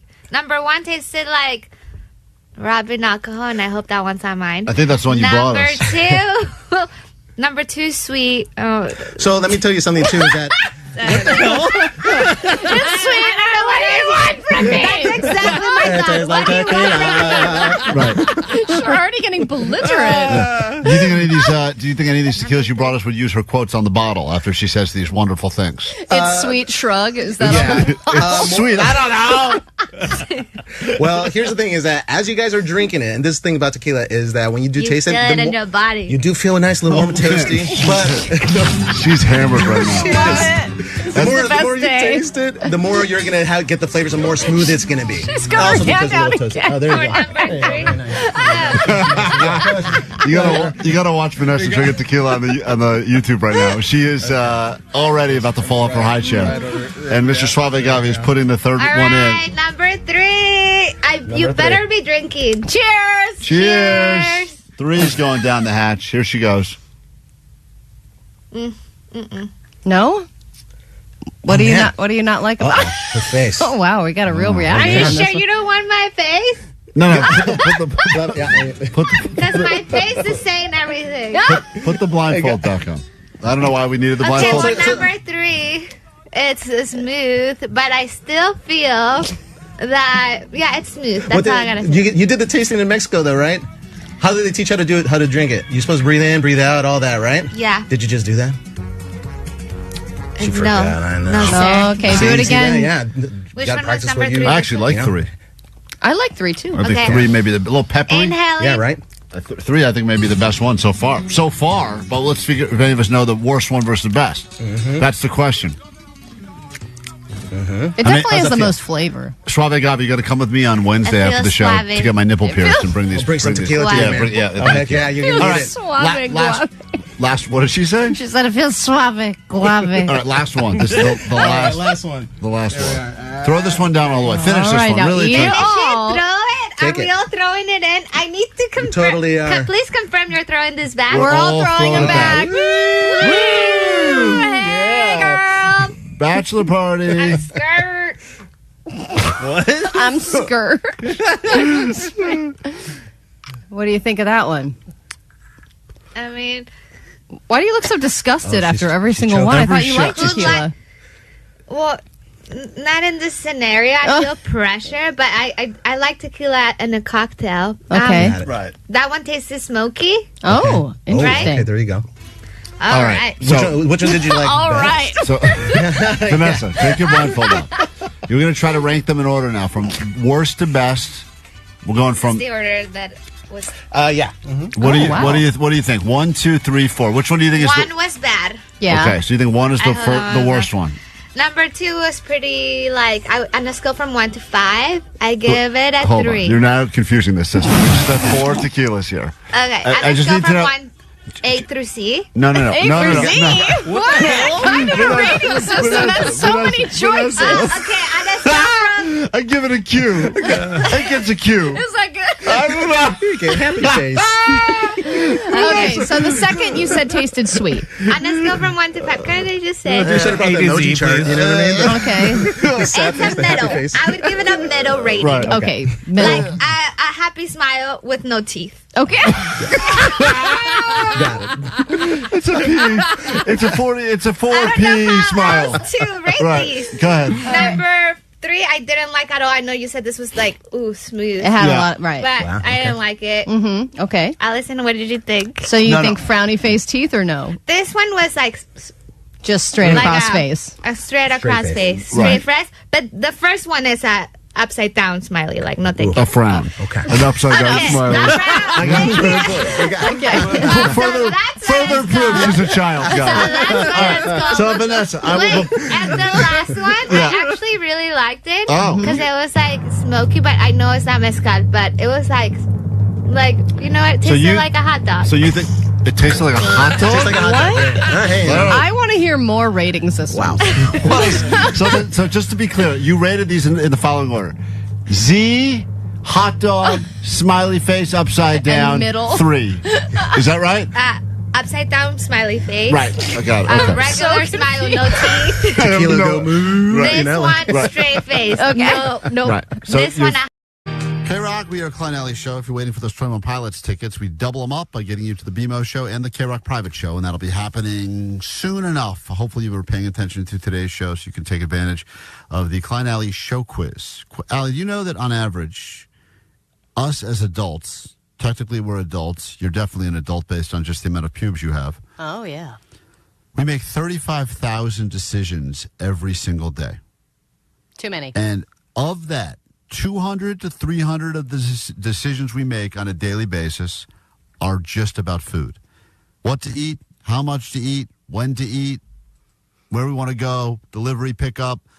300 decisions are made a day just about food. That can't be right. I mean, think about how many times you eat in a day. There's no way that can result in 300 different decisions. How many different things can you decide? Yeah, how minute are these decisions? Yeah. I mean, even just Should I open the door or walk into it? How fast do I chew? There's a lot of decisions to the point where they have figured out that is how much of our time we're spending, which is why I can't believe I'm even going to admit this now, but I have completely flipped my stance on something. I used to love going to any restaurant that had a massive menu. I'm talking like Cheesecake Factory book menu where you could be in the mood for anything or nothing at all, and you would find something. Could be breakfast, could be a burger, could be sushi. It's all in the same menu. And now I am at a place where I don't want to have that many decisions. I think that all restaurants should have a one-page menu. That's it. Well, wait a minute, because there are some places that have one-page menus, but the page is enormous. They'll have like one big giant poster board sized laminated page. It's so funny. With a million things on it. You try to hold it up and it's like you're trying to create a partition between you and your relatives you're eating with. It's just this giant thing. It's the size of like a beach towel. It's like you're having a secret meeting. Now listen here.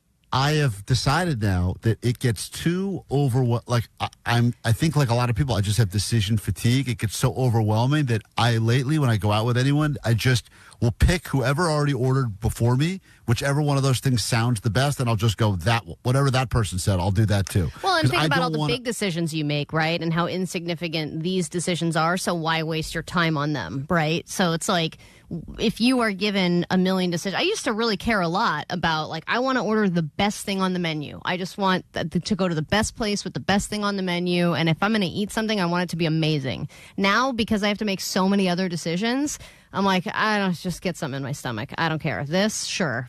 Well, that's why, like, a lot of people just say if you have, like, a waiter or waitress or the person at the register, you're like, what do you like here? What's good? The problem is when they say something that you know you're not going to be into, you have to basically insult them to their face and be like, no. All right, well, thanks for your suggestion. I'm going to do the exact opposite of that. Well, and sometimes they're like, oh, I really heard the scallops are incredible because they're the most expensive thing. That you feel like you're getting the upsell because they want that sweet tip. So I just feel like now I wish restaurants would jump on board with this. Like, let's be honest. If you have 50 things, pick your best 5 things. Throw that out there. It's probably better for all parties involved. I thought that was Mr. Fancy Boy. Don't all the fancy restaurants, isn't that what they do? They have a limited menu? Yeah, and it's all in that cursive. Yeah. And it's like 5 things. Klein, you tell us. I can't read the cursive, to be honest. So I'll have what that guy's having because I can't read. I think that the reality is what do you think is good? I think that this is why I've gotten so turned off now by the big menus. It feels like I'm being given here's a book, read up, and I'm like, I can't get through all this. Well, and I don't know. Who knows how that word's going to end? But I wonder, there are some restaurants, like there's a place by my house that always opens as a new restaurant every 2 years. Oh, I love those places. Right now, it is a place that it does 5 different things. It's like has a robata skewer thing, and then it's got sushi, but it also does burgers and wings. It also does tacos, and I hate going there because I can't figure it out. I'm like, what are you good at? That's like the place below us. K-Rock used to have that, and then they finally shut down. Yeah, I walked out. I was too overwhelmed. I just left. But that place was weird because you'd walk in and you'd get a smell of something. You're like, oh, that's Chinese food. And then all of a sudden you'd get overpowered by like a bacon cheeseburger smell. Right. And then another thing, you're like, now my brain is so effing confused, I can't possibly even figure out what's going on. Right. And so you don't want to have to figure out what that restaurant does well by ordering and then regretting it later. You want to pare down to, and that's where I love the In-N-Out menu because there are 3 things on that menu. I mean, yeah, you can customize all you want, but there are 3 basic things. Right. And that's what you pick from. Yep. That's why people love it, I'm sure. And that's, I think, a big part of it. There is no, you start throwing in another thing into the mix. I was watching this fascinating thing about the demise of Boston Market. Remember that place? Oh, that used to be yeah. around? Oh, my God. And they said that place was crushing it when all they did was rotisserie chicken, because everyone knew that's what. Yep. And then they decided, oh, we're doing pretty well. Let's go ahead and throw some ham on the menu, and then some turkey and some others. And and people, I think in general, were like, whoa, whoa, whoa! Oh, this is too much. I can't figure it out. What's in this Boston Market? Damn it! I'm not going there anymore. Wait, we're not even in Boston. You So say you watched a show about this? It was on TikTok, but yeah, it was a show. It's about as much of a show as I can watched watch. an in-depth docu-series about the rise and fall of Boston. It's about 30 seconds long. Yeah, no way you can make it to the Wolfman. They serve ham. The end. I got through most of it, and I think I know how the ending happened. Okay. So I'm just saying, I think that I know people agree with this concept. And yes, we like choices, but also we hate too many choices. Yeah, dude, Simple. but once you go to a Cheesecake Factory, you get all those choices. And I'm a huge, I think when I go to the Cheesecake Factory, I'm going for a special occasion. Everything there is good. I really love the Cheesecake Factory. But have you ever read the whole menu? No way, no one has. No, you can't get through that. You can get it in audiobook. Yeah, exactly. That's a good idea. You know what? That's the idea. Just put all the menus in audiobook form. I'll just listen. Yeah, let's give you your hype song now, and then we give you your tickets to 21 Pilots. If you think you've been paying attention to today's show and you can answer some questions about some of the dumb/potentially dumber things we did, call now, 800-520-1067. Tickets next on KROQ. Look, if you had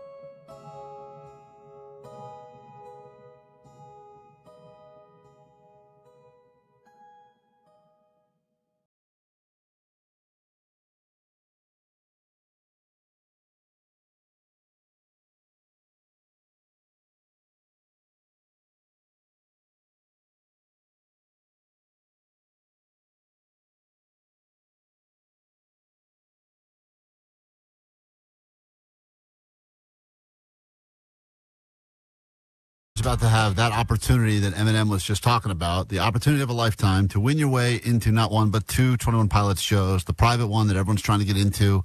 That's a KROQ private-only event. You must win your way in, and then the BMO sold-out show. So once again, both impossible tickets to get. One is sold out, and one you must win your way in. And hopefully you've been paying attention to a little bit of today's show so that you can answer some questions about things we did this morning on KROQ that will score you into not one but both shows. It's time for the Klein Alley Show Quiz. Okay, whoa. It's time now. I'll stall for the. You got it. It's time for the Klein Alley Show Quiz. The Klein Alley Show Quiz. That's funny. Titi Kaga. I don't have fleas. I have ants. This cracker likes Walmart. You never call. Ozzy. I'm with you, Hitler. Bitch. From the San Fernando Valley, we say good morning now to contestant number 1, and that is Olivia, as we turn the bed down just a little bit. Hi, Olivia. Good morning, and welcome to KROQ. Hello, good morning. Long time, first time. Oh, wow. So you have been listening, you believe, at least for a couple hours of this morning's show? 7 a.m. every day. Nice. Every day, regardless of what we're giving away. Not regardless. I don't call in for the stuff that I'm like, somebody else needs to take this one. Well, could you? So you pick your battles. Oh, absolutely. And this is my battle. Nice. All right. So you really want these tickets. And once again, it's not one show, it's both shows. So let's see how you do. Here we go. Question number 1. By the way, if she does not get 3 in a row right, we will instantly move on to someone else. Phones are full at KROQ, understandably, because people want these tickets. But a lot of people think that they will. All right. Well, I'm rooting for you. I always am, but it's not always first time gets it. Here we go. Question 1. Jake claims that if the Dodgers meet the Mariners in the World Series, he's going to wear something to the baseball game. What did Jake claim he's going to wear if those are the two teams that meet up in the World Series? The Mariners versus the Dodgers. Oh, my God. Yeah, he said he was going to wear Let me something. think. Mm-hmm. I'm trying to pull my memory on the Dodger talk this morning. I heard that apparently the Dodgers are up 2010. Yeah, that was said That by was someone. funny. That was funny, but that's not the question we have I for know it's you not out of the the question. gate. I'm going Mariners jersey. That's what one of my coworkers is wearing today. I'm going to go Mariners jersey. And? She's half right. I don't. Jake, half right. I need one other thing to get the successful answer, or else we have to move on to someone else, and I hate to do that. Oh, my God. Mariners jersey and? A Dodger hat? That's wrong. We have to move on. Come on. Okay. Guys, that was right enough. We have to move on. Ah. I feel bad doing it. Olivia, it was your battle. That was your battle to win. My battle. I've been listening every day. We'll talk to you. We'll talk to you again. We'll talk to you again tomorrow, I hope. All right. I will be trying again tomorrow. Absolutely. All right. Goodbye. Thank you, guys. Bye. Now I feel terrible, but you know what? Rules is rules, Allie. There's people on the phone that also claim they were paying attention. All right. It's my own fault for starting with a Jake question, because who's really paying attention, you know? I am. We go to Sydney. This is a guy by the name of Sydney. Don't be fooled. Good morning, Sydney. Good morning. All right, Sweet knockers. Thank you. First question. This is Sydney Sweeney. Oh, my God. I'm starstruck. Sydney. The character transformation is amazing. It's a world-class actress right here. All right, Sydney, the question for you is Jake claims that if it is another Jake question? Well, it's it's the same question. Oh, that's right. Sorry. You got to get it right. What is he going to wear to the World Series if the Dodgers play his Seattle Mariners? I'm going to be honest. I don't think I heard anything about this, and I got here at, let's see. So you want to take a shot at it, or we move on? We move on, I guess. All right. I don't even have a guess, man. All right, moving on. I'm He's sorry. not worth a guess. I'm sorry. We move on now. We say hi to Angelique, who claims she was listening to the show starting this morning, bright and early. Angelique, this is the question. Jake claims the Dodgers play his Seattle. He's from Seattle. He's from L.A. He's a Mariners fan, whatever. He likes both teams. He's torn. I don't even know the answer. What do you believe that Jake said he would wear to this game? Did he say a Dodgers jersey and a Mariners cap? Jake, is that correct? That's right. Because none of us know. That is correct. Yeah. You got question 1 right. We go to question number 2 right now. Okay. What else Come about on. me? It's not about Jake anymore. We move on from the Jake stuff. We cannot get away from it fast enough. Allie claims she got scammed yesterday. I'm not the only one who got scammed on the show. How did Allie get scammed yesterday? Car rental? By a car rental. She was trying to rent a car, and it was a bad company, but the company had an address, and the security guy has to tell people all the time, like, oh, damn, it's not here, but... All right, it's a lot of information. detailed. You don't need to give us that much. You are correct. You She got seems to question know a 2 lot about right. me. Allie got scammed. Allie got scammed trying to rent a car yesterday to save a couple of bucks on not taking an Uber. Okay. So now you've gotten 2 questions in a row right. Take a moment. You're breathing very heavy right now. Jesus. Holy crap.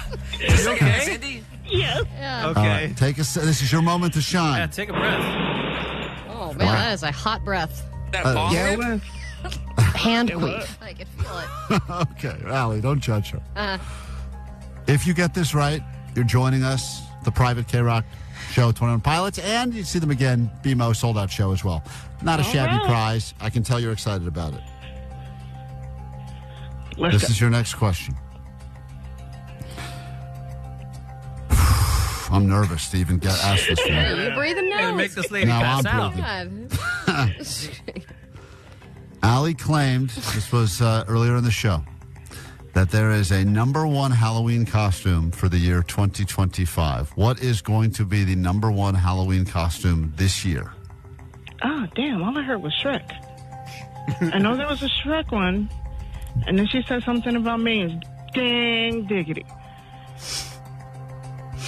Come on, work man. through it. You can do it. The number 1. It was the first 5 top costumes.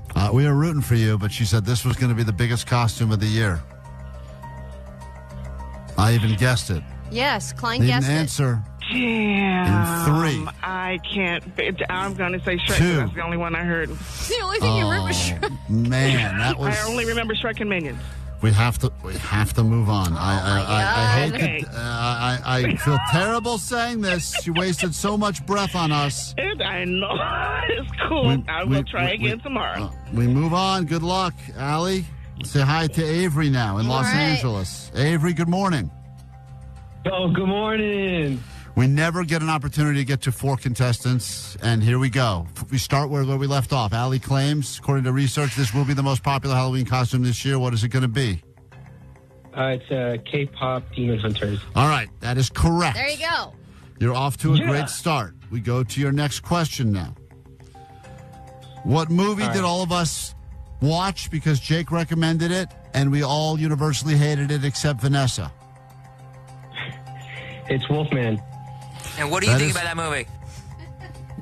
I'm going to be super honest. I've never seen it. That's right. That is both You're a lucky correct. man, Avery. That is correct and correct. You're very lucky on both accounts. So now you've gotten 2 right, and we go to potentially your last question to win tickets to 21 Pilots, 2 shows. Okay. This God, guy's now breathing he's too. breathing. Oh, Jeez, man. my God. We have a terribly unfit audience, apparently. Everyone is either pleasuring themselves or very out of shape. I'm just Here really we out go. of shape. All right, Or is, that's or is that okay. Vanessa again on the That mic? could be Vanessa Vanessa is breathing very- heavily. Not me. A lot of breathers. During round number 3 of the Fear Draft, which happened at some point around 7:40 this morning, Klein revealed what fear he has overcome. What fear did I claim that I have overcome? Oh, my God. I don't know. Shoot. I can't remember. Avery! So you can answer the Klein question. You were our last hope. It was a fear that I had that I feel like I have overcome as a person. Do you want to take a Your fear guess? of claustrophobia? Oh, that's funny. No, that's not right. He's still in the closet. Yeah. And we move on. Oh, In the my closet. God. How dare you? We say hi next to our next contestant. I can't believe we've gone this far now, Allie. We're trying to give away these people clearly have listened to the show, but have they been listening thoroughly enough to answer these questions that matter. We say hi to Madeline now from Riverside. Madeline. Hi. What fear did Klein overcome, as mentioned earlier this morning during the fear draft? Was it elevators? That is incorrect. I appreciate the effort. I don't like elevators, but that's not the one that we talked about. And we say hi to, is it Mika? It's Micah. Micah, good morning on KROQ. What fear did Klein get over in the fear draft, round 3? This happened many hours ago. Big interviews. Yes. Oh, good job. The fear of big interviews where I would often force me to poop or potentially throw up before. Thank you for making me mention that again. We go to your next question. You're on the board. Question number 2. What are our names? Let's just make this easy, Klein. We had a petty claims court battle. What was the issue in petty claims court this week? Yeah, with Evan and his not responding to texts while watching baseball games at work. All right, that is correct. Nice You've job. gotten 2 right. If you get this final one right, you will come in with a couple of pairs of tickets to 21 Pilots, and we can get over and end the show. God damn it, we got to get out of here. All right. Who was... I'm shaking right now. The one person on the show, other than Jake, that liked the Wolfman movie? Oh, my God. Are you serious? I can't. No. No, it was Vanessa. Oh, thank God, sir. We have a winner. They're going to 21 Pilots, not once but twice.